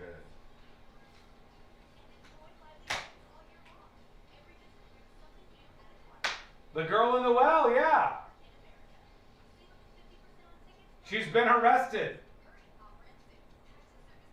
Baby Jessica the well baby has been arrested, apparently. I can remember that. I remember that being a big thing.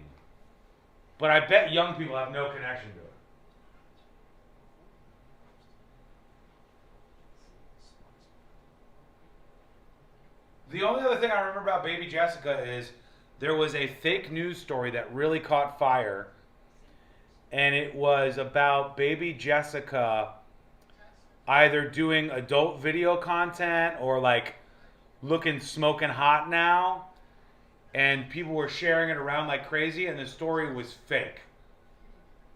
So I remember that, I remember the original incident, and now she's arrested. Power Hour.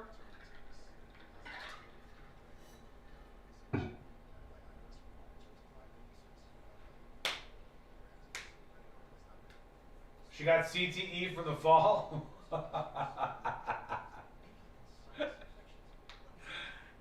It could be. You never know. Yeah, Kathy, that's it. The well kid. Well, baby is somebody we call somebody who only drinks cheap liquor.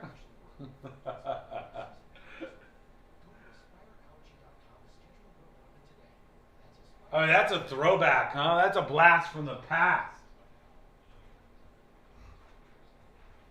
We're coming back, everybody. The show resumes.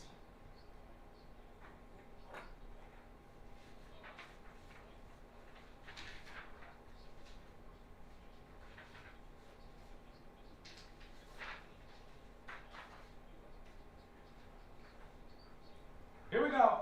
Coming back right now. Personal information and alerts you to threats that you could easily miss on your own. If your identity is stolen, LifeLock's U.S.-based restoration specialist is going to fix it. Save up to 40% off your first year with the promo code BECK, 1-800-LifeLock or lifelock.com. Terms to apply. I know that hiring can be challenging. You need someone to match your role perfectly. Well, now you can meet them fast on ZipRecruiter. Build your team, build it sooner. Meet your match on ZipRecruiter. Just head to ZipRecruiter.com/free right now to try it for free. That's ZipRecruiter.com/free. Meet your match on ZipRecruiter. Try it free. What's your case worth? Injury.com by Morgan & Morgan.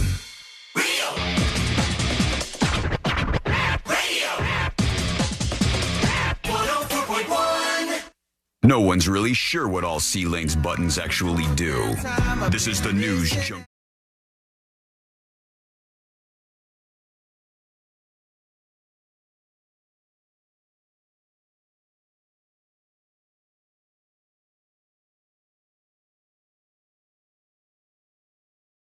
I find it interesting, but is anybody else going to know who this person is the question that I have. Learn more about the show if you missed anything today over at thenewsjunkie.com. A Share the Show Tuesday rolls on. In fact, I have two stories for you right now that both of them are like, does anybody know who this person is? And C-Lane told me during the break, he goes, did you see this? This happened? You see the breaking news? This happened? And I said, oh my God, like I know who this person is. I know who this character is. But I feel like younger people, like Zoomers, there's no way they know who Baby Jessica is. There's Jessica? No way. Yeah, no way. Well? Yeah, you know. Okay, Yeah. so you know. Baby Jessica, the girl that fell down the well, was a famous story that transfixed the nation back in the 90s? 86. Oh. 86? Oh, my 86? God. I thought it was early 90s. This is Okay. one of like the first major news stories of my lifetime. Okay, so but you weren't alive enough to have experienced it. Or So no. where do you remember it from? I don't remember it. She was born in 86, so never mind. This happened in October of 87. She was 18 months old.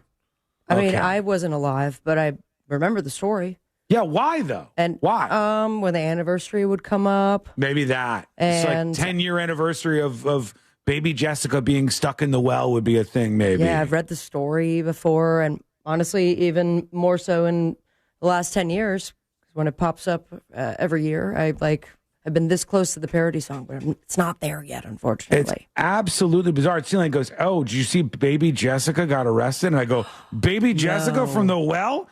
She got arrested? The well lady? What's happening here?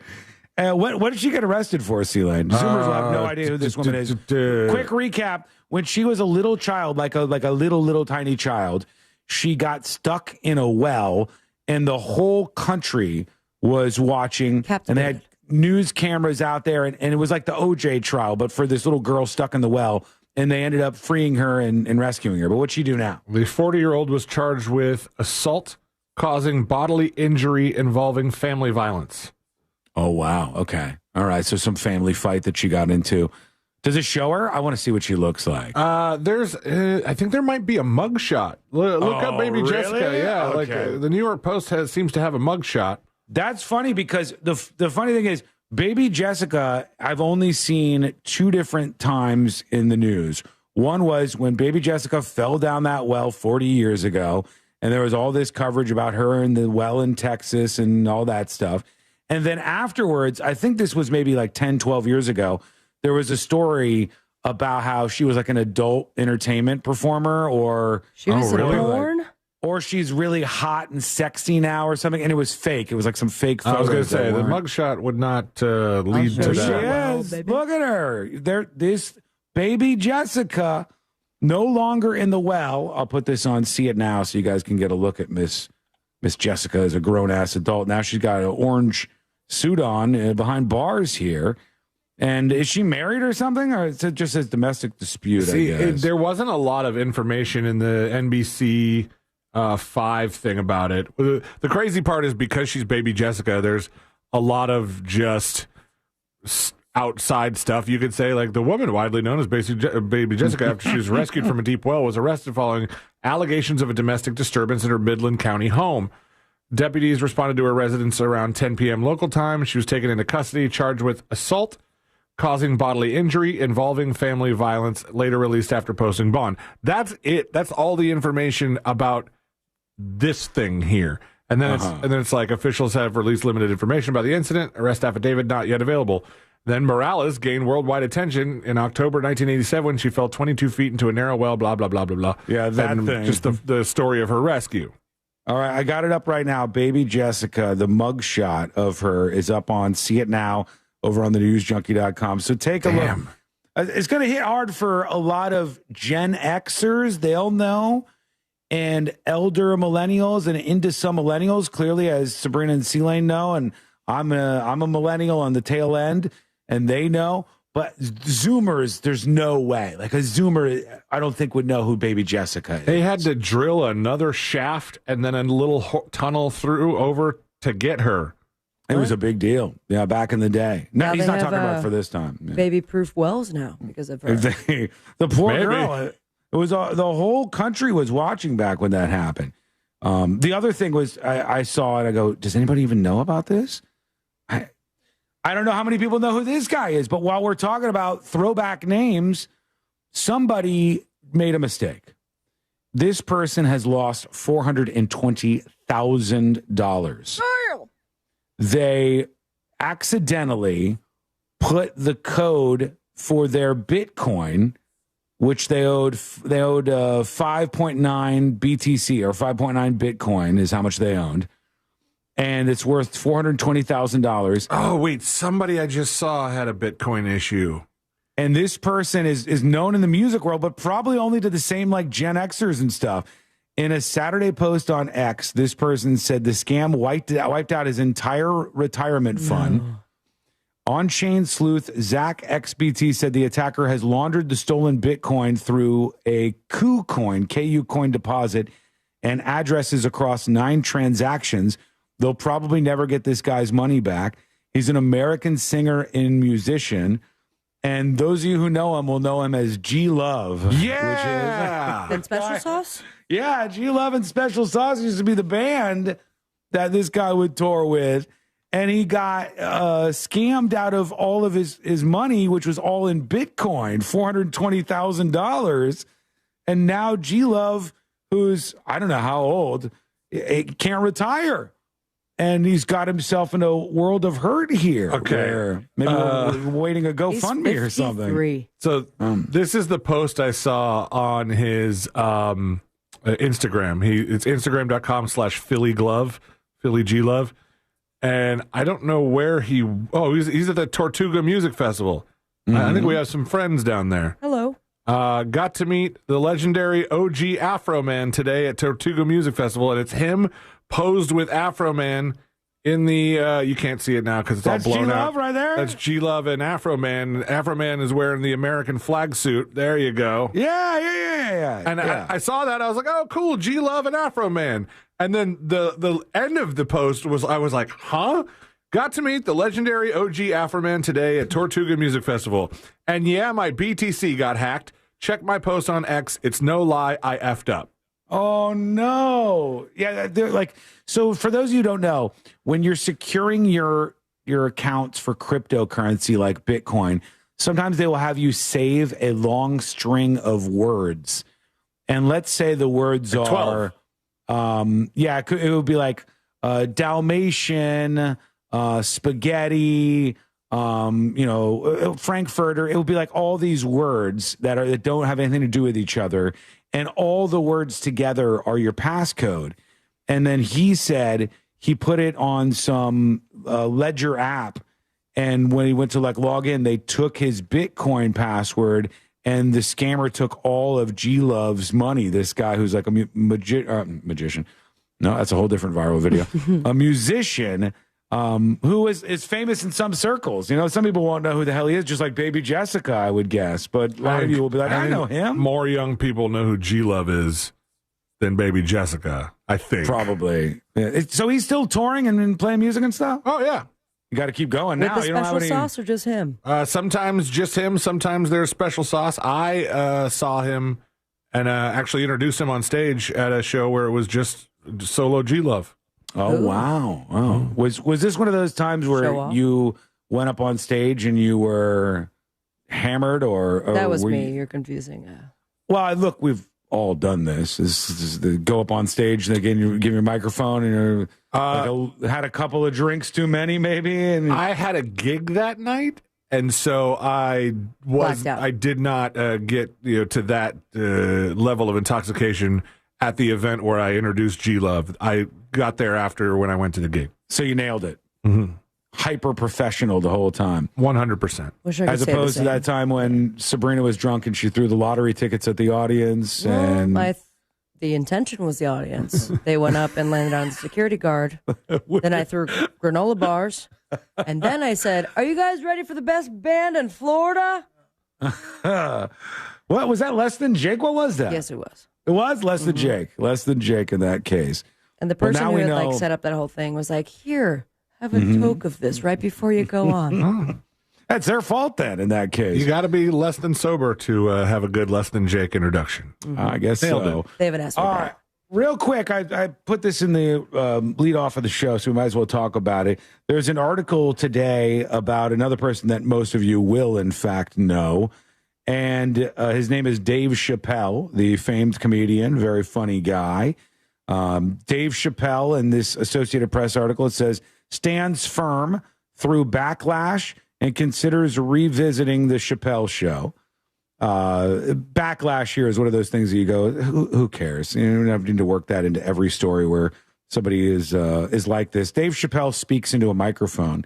If you speak into a microphone, and I mean this from the bottom of my heart, and there aren't some people who would call you like controversial in some way, or what was the phrase that they said there? A backlash, or if you don't get some form of backlash, what are you doing? What are you wasting your time on? You're not saying anything interesting enough into the world.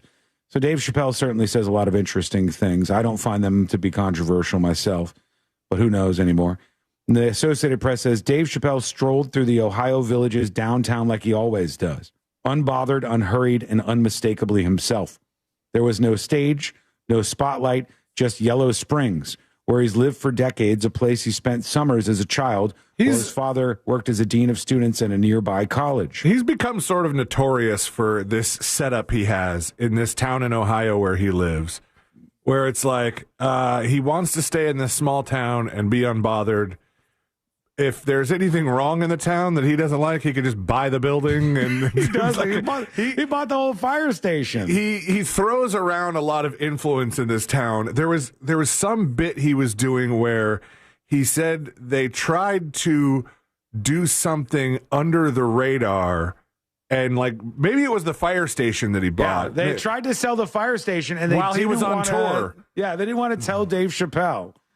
So then he just sent somebody there to buy it, I guess. I love that during his latest stand-up, which was decent, not great, but decent.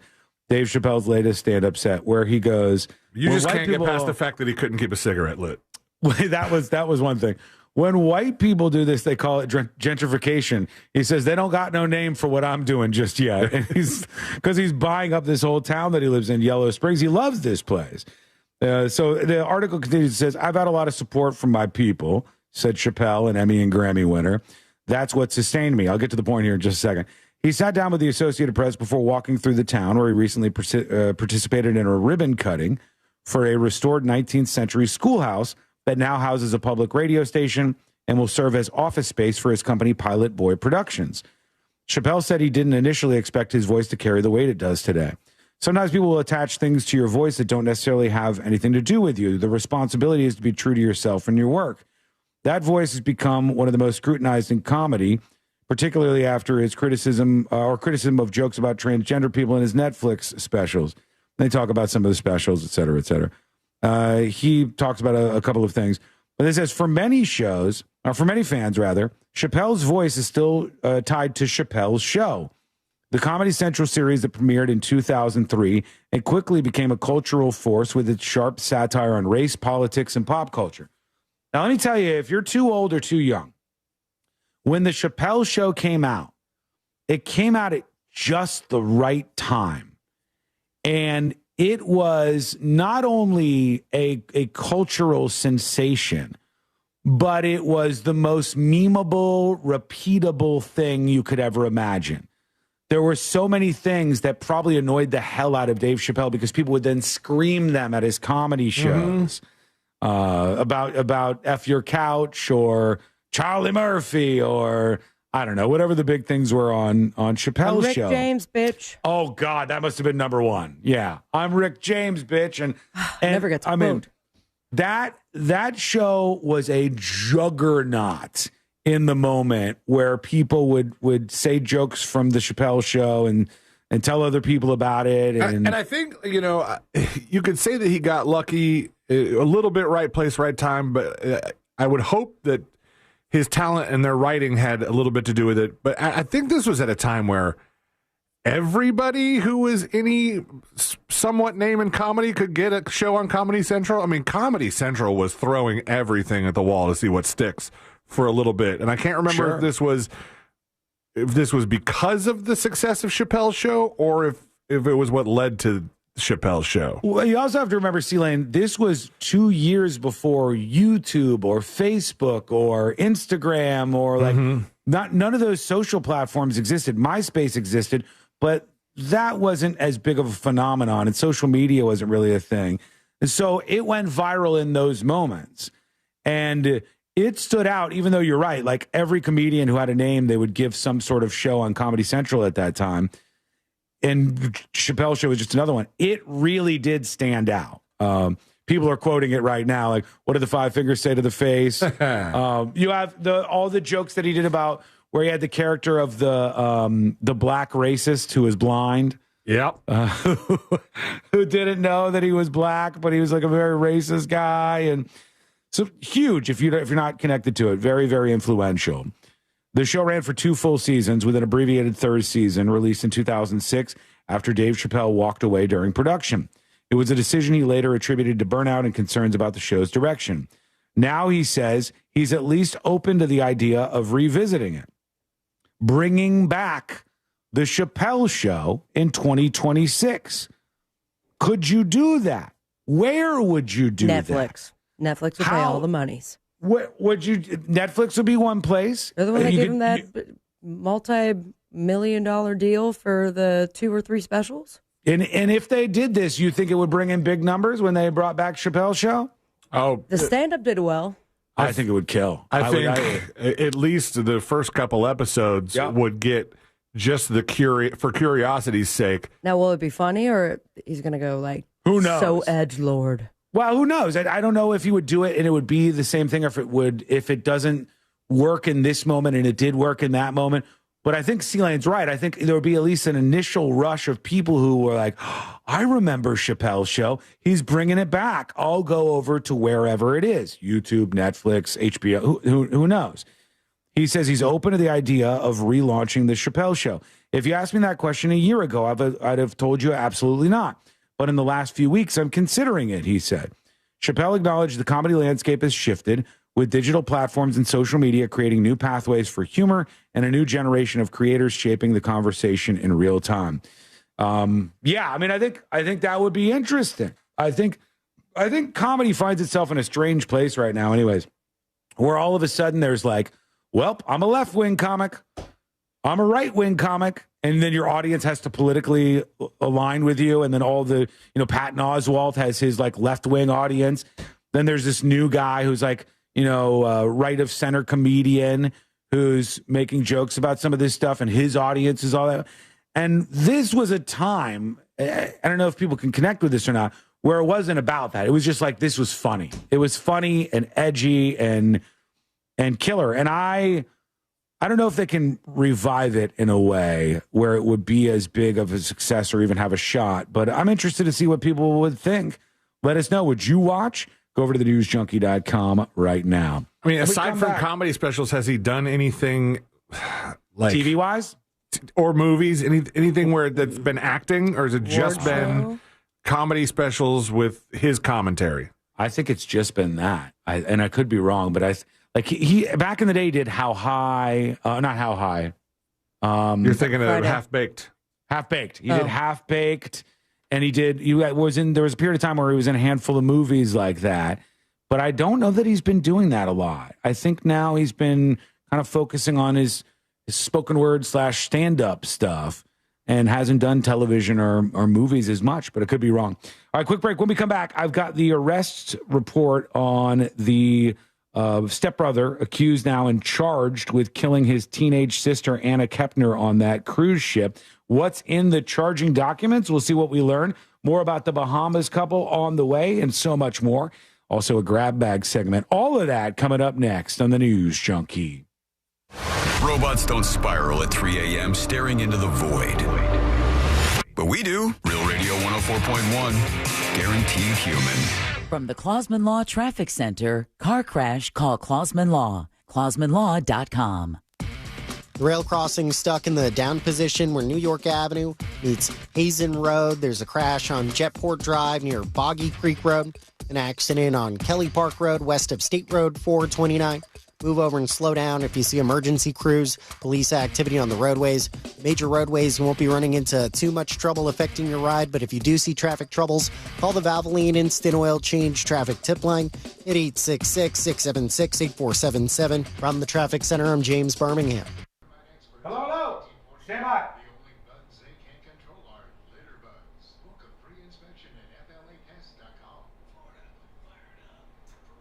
Somebody makes a good point on chat saying that comedy now is podcast centric. That's very true. That's very true. There's like different silos. And then there's like silos that mix with each other. You have Bobby Lee and his podcasts, Bad Friends and Tiger Belly. You have, who's the mullet guy? I always forget his name. About Last Night or whatever. I forgot it.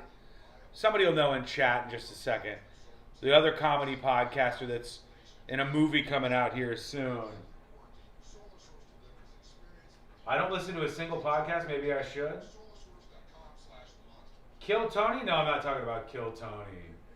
But that is another arena for, the world of comedy that is in a podcast form.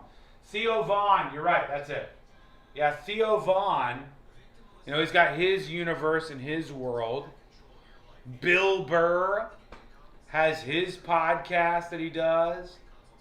Adam Carolla, existing like sort of right of center, has his podcast that he does. So it's all in these like little like mildly connected silos of podcasts where a lot of that content occurs. Which, just so you know, is what killed morning radio. all the comedians and all the celebrities started doing their own podcasts, built their own audiences, and then didn't have to do all these interviews on morning radio all the time.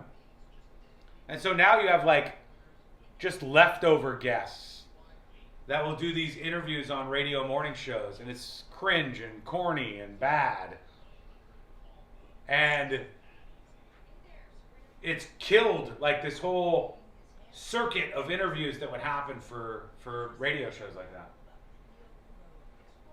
Your Mom's House? Yeah, sure. I think that one's died though, hasn't it? Your Mom's House? What's that comedian's name again? Not Bert Kreischer is one of the guys. And the other comedian, Tom Segura. Tom Segura was like starting to peak and doing really well and making inroads in Hollywood and getting a lot of gigs. And his podcast was just like on fire on YouTube. And I might be wrong, but I feel like that's fallen off. I could be wrong, but I feel like that's fallen off.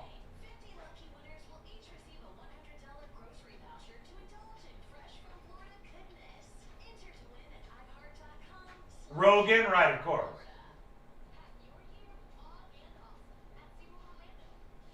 After the news junk every day, I tune into comedy podcast until bed.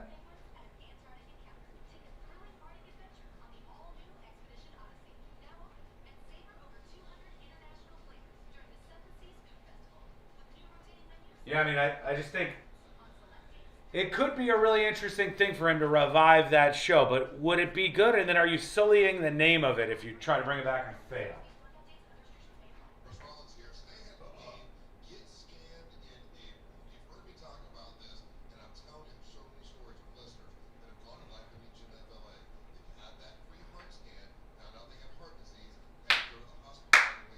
Hey YouTube, hey Twitch.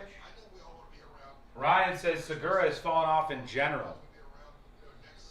I mean, those guys, like, they were doing really, really well. But a lot of people turned on Bert Kreischer because they found him to be very annoying. I don't know much about Bert Kreischer. I don't know if he's annoying or not. I only know that there's a fan backlash, and some people think he's really annoying. And then there's a fan backlash, I think, or audience backlash against Tom Segura, if that's how you say his name. And none of those are really due to like politics or anything, but much more so personality quirks.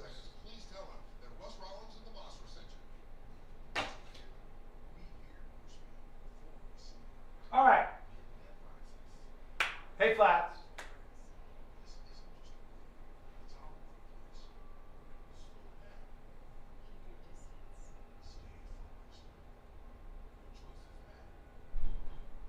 I don't find Bert funny. Well, I mean, I think there's some people that feel that way, and that there are some people who are still buying tickets, obviously, right?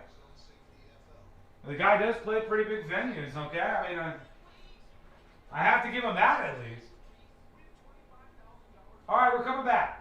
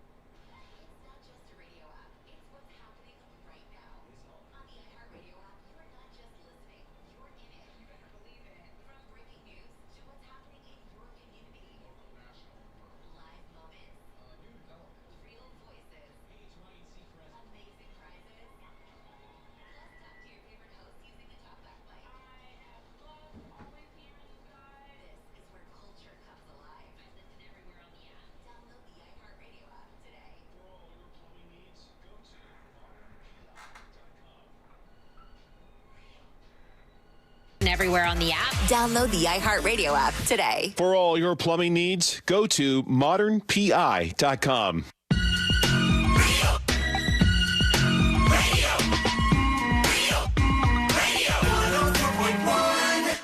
Join in on the chaos. We eagerly await your dispatch. This is the...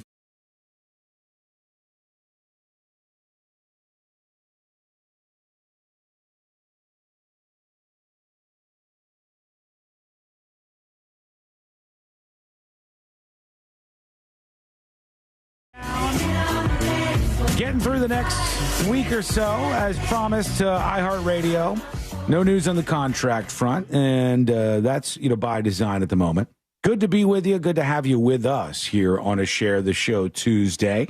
I'll get into the arrests report for the stepbrother of that Anna Kendrick who was killed on the cruise, and some of the details that came out about that were a little surprising to me. I do want to say big thanks to R. Willie B for the 5 gifted subs over there. I think those are all claimed, but just in case, go peek over at thenewsjunkie.com, and you can grab one of those if there is one that just happens to be left. Here's Anthony emailing the show. Hey, Sean, I wonder if those signs are popping up. He's talking about the signs in my neighborhood that I didn't believe Courtney when she said she saw signs that were anti-shyness and an anti-shyness campaign in the neighborhood. And then they are actually real. They've been popping up. And we looked into that a little bit earlier, an interesting conversation. A says, I wonder if these signs are popping up in predominantly white, middle, upper class areas. There's movement by the super rich white elites to get the young white adults to procreate more. They feel the whites will become a minority or even vanish as a race. Just a thought as to who may be giving these free seminars. Buddy, you gotta go outside, okay? The internet has done some damage to you. He's scared to go outside. Doesn't want to be part of the baby-making white elites group. What the hell? No, this has nothing to do with that, for God's sake. And the neighborhood that I saw it in is actually more of a lower-income neighborhood. But as is the case so many times here on the show, people will fanfic their way through things like this. I wonder if the true motivation is... Now, there's probably some other motivation.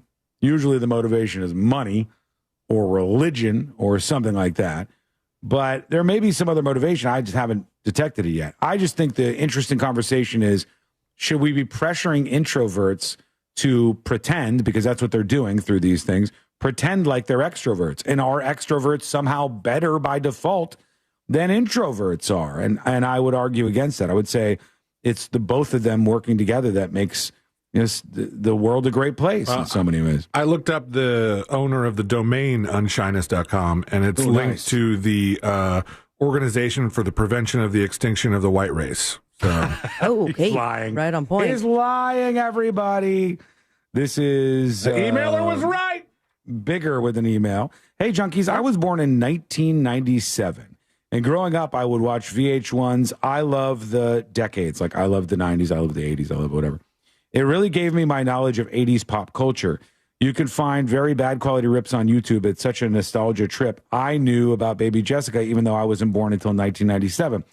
That's true. A lot of those like cultural things like I Love the 90s would have told people about the Baby Jessica phenomenon. It's just not something that people talk about so much anymore. Let's go over to this now. Anna Kepner, her stepbrother, has finally been indicted. He's going to be charged as an adult. Not only did they say he murdered his sister, Anna Kepner, on that cruise ship at the end of last year, but now they're saying that sexual assault is in the mix, too. So that must mean that he attempted to... No, he raped her. Yeah, so I've got here's the charging documents. Let's just read it. It says, count 1, murder. On or about November 6, 2025, within the special maritime and territorial jurisdiction of the United States, upon the high seas and out of the jurisdiction of any particular state or district in the Southern District of Florida, blah, blah, blah. TH, a minor. This is the Timothy Hudson, the stepbrother who's now been charged. Timothy Hudson did knowingly and unlawfully perpetrate and attempt to perpetrate a murder that is, 1, the willful, deliberate, malicious, and premeditated killing of Anna Kepner with malice aforethought, and 2, the unlawful killing of Anna Kepner during the perpetration or attempt to perpetrate an aggravated sexual abuse in violation of Title 18 of the United States Code. So They're saying that there was a sexual abuse that was going to take place, and then he ended up killing Anna Kepner, and now he's been officially charged with it. I've got more on this, and it does get more graphic here in a moment. Just brace yourself if that is something that you're sensitive about. I'm warning you ahead of time here. But the other thing I think is going to end up coming out in this case, and I've thought this since the beginning.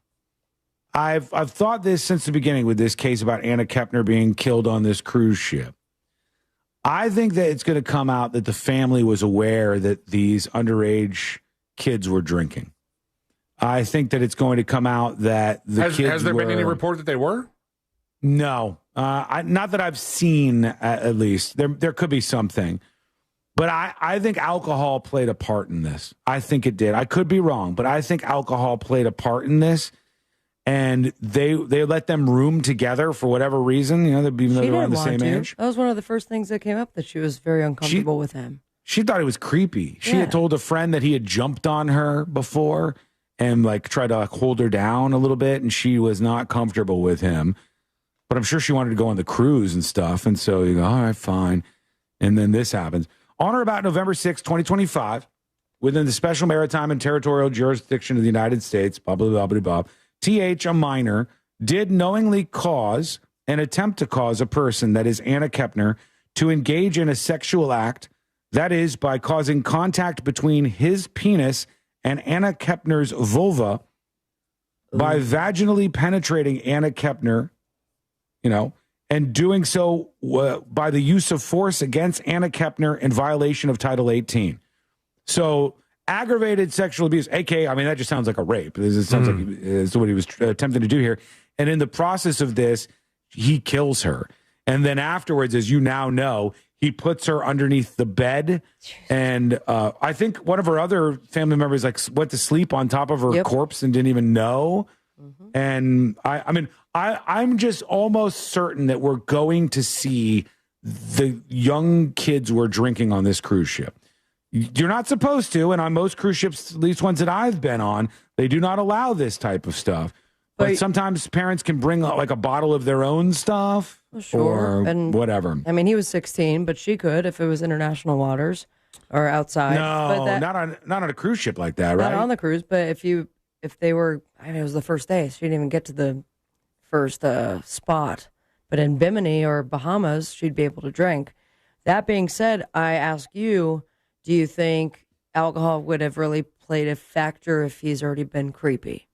Had he not drank, this maybe wouldn't have not happened, or that's what his defense is going to try to pull? So to be as clear as possible, it sounds to me what this kid is accused of is raping and murdering his stepsister.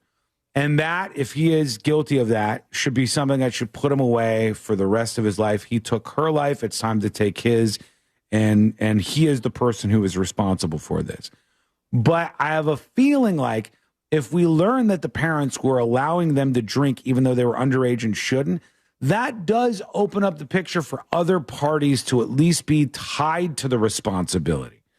He's still responsible in my mind. But if his parents were allowing for the kids to drink on the cruise ship, and then that's why she goes back, she's had a little bit to drink, and she goes, I'm just trying to go to sleep, I don't want to eat dinner. And then he does this to her. Again, it would be his responsibility, but I think it would open it up to the parents, in my mind, being responsible as well. And that's what I think we might open up into as this case finally pops off. So we'll see if that happens or not, but that's my guess on this case.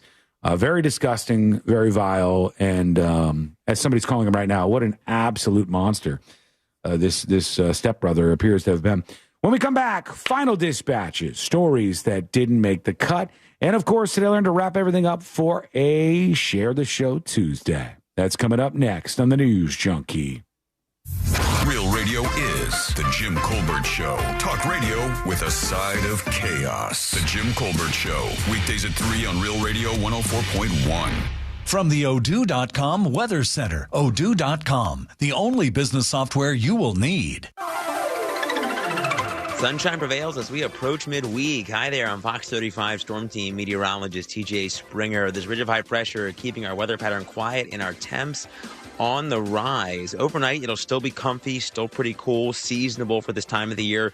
50s north and west of the metro with temperatures in the low to mid 60s across Orlando and eastbound toward the coast. And for our hump day, we're rising back into the middle to upper 80s under lots of sunshine. And that warming trend continues right into the latter half of the week. From the Fox 35 Storm Center, I'm meteorologist TJ Springer. This report is sponsored by Wendy's new Biggie Deals. Choose one of Wendy's new Biggie Deals. At $4, $6, and $8, pick one of the new Biggie Deals you're craving. For a pretty Biggie deal, gotta be Wendy's. U.S. price and participation may vary. Folks, you've heard me telling you about Mills Air, and I just couldn't be more happy to tell you about a company that I think is just going to help you out. I think they're going to do right by you, and I want people to not take advantage of you. With your air conditioner, boy, will a lot of these companies do that. And how they do that and don't feel bad about themselves, I don't know, that's what sets them out apart in a bad way from Mills Air, where they're honest with you, where Mills Air will send a tech out to your house just like that. Fast, they're out there. Their techs are as professional as it gets. They've fixed everything and anything that you can imagine. So they've seen the problem you have before, and they're going to get it fixed fast, the right way, and the fair way. And I know that matters to you. It matters to me as well. So call Mills Air at 407-277-1159. Whether it's to get a brand new Carrier unit, whether it's to try to lower your bill because your AC is not efficient and is causing your power bill to be too high, 407-277-1159. For preventative maintenance or anything else, you need to look up Mills Air. Find them online at millsair.com. GimmeTheVin.com has made it fast. We've made it easy, and we're the only 5-star BBB rated car bar out there. Sell us your car. GimmeTheVin.com.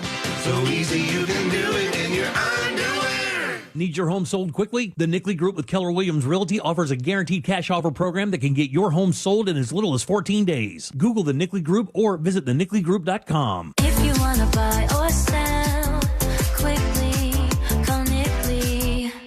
Powerful doesn't just happen. You have to make it happen. So the moment Total Wireless offers a free Samsung S25 FE with Galaxy AI, when you switch to the Total 5G or 5G Plus Unlimited 3-month plan, you take the network as powerful as you, with unlimited 5G data that won't slow you down. Now that's a total power move. Visit your neighborhood Total Wireless store. Device taxes and fees may apply. Requires new activation on a Total 5G Unlimited 3-month plan or higher. External port in and ID verification. Available only in Total Wireless stores. Limit to 4 devices per account. Trapped in a timeshare? Fees rising every year while availability shrinks? Resorts making exiting nearly impossible? That's why I partner only with Lone Star Transfer. This family-owned company is transparent, honest, respectful. They have helped more than 40,000 owners exit legally and ethically through a simple guaranteed process. No surprise fees, no unused vacations. Please visit LoneStarTransfer.com or you can call 855-551-7066. Join Galen College of Nursing. Rate the show, rate the show, rate the show. I got to go get today. I learned. Get your ratings in right now. 10 out of 10, it's over there at the Hall of Fame. 1 out of 10, it's over here in Loserville. Rate the show for today. I'm ready for your rating.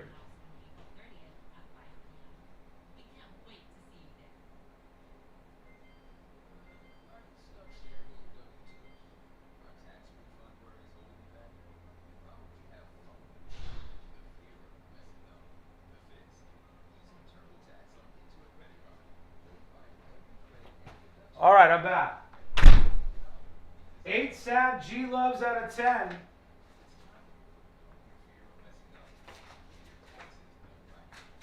Thanks again to R. Willie for the 5 gifted subs. 9 introverts out of 10.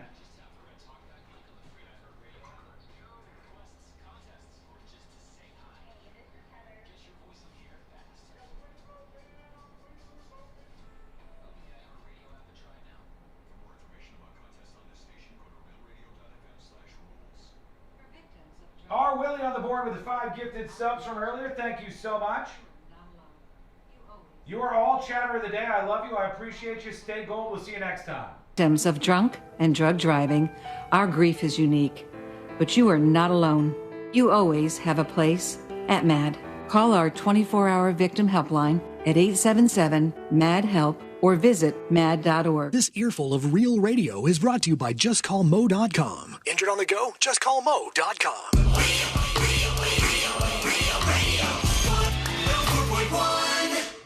Meet the three friends Bill Cosby called frat bros. This is the...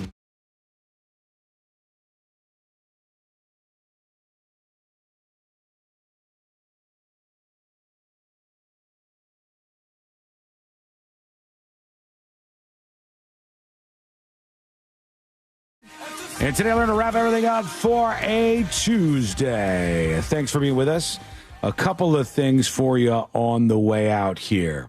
First things first, as we close up for today, thanks to those of you who are watching the show, YouTube and Twitch. YouTube, hit that like button over there. I know YouTube had some problems. There were technical issues on YouTube's side. It was not on my side. It wasn't in the studio here. It wasn't in the stream. It was because they pushed some changes to YouTube. So if you had a problem there, you can always go over to one of the other platforms, Twitch or streaming on thenewsjunkie.com. If you're a Secret Show subscriber ad-free, you can always go over to one of those outlets. But tomorrow, I would imagine everything should be ironed out over on YouTube if you had a problem today.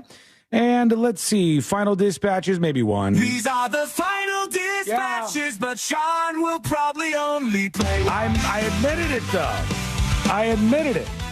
It was very, very different than me saying I'm going to play a whole bunch of them and not doing it. Here's who I'm going to play on the way out. Here's Thunder Gatto about the doorbell guy.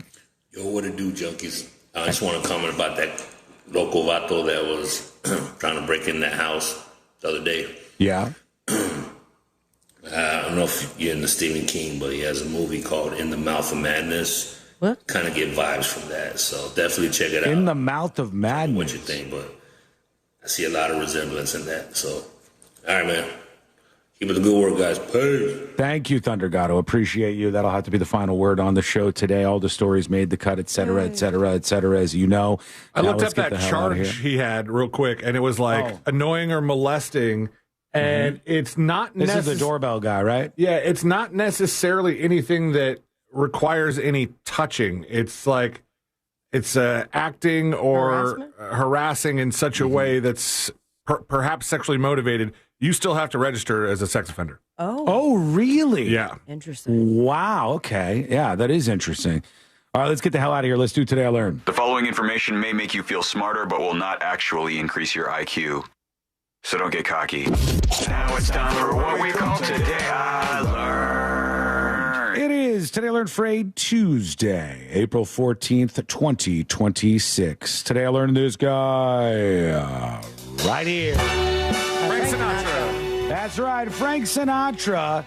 His final words were what? 2 words. Frank Sinatra's final words. He said, "Peace out." Get effed. I'm losing. I'm losing is what he's. He was probably saying I'm losing my ability to breathe or something. I don't know, but yeah, he said I'm losing. Those were his final 2 words, Mr. Frank Sinatra. And finally, I don't know if you're going to know this. Today I learned this band. Devo with British band. Kajagoogoo. I just wanted a Shy song to go out on account of the Shy talk earlier. This will have to do. Kajagoogoo. You've heard this. You know this, I think. They were big in Japan as they, the folks in Japan identified with the song Too Shy that you're hearing right now is their only real big hit. I'm sure mega fans of Kajagoogoo will disagree, but to me, that's what I say. Thank you so much for hanging out with us. I don't. We'll see you tomorrow, same time, same place. Missed any of the show? Get the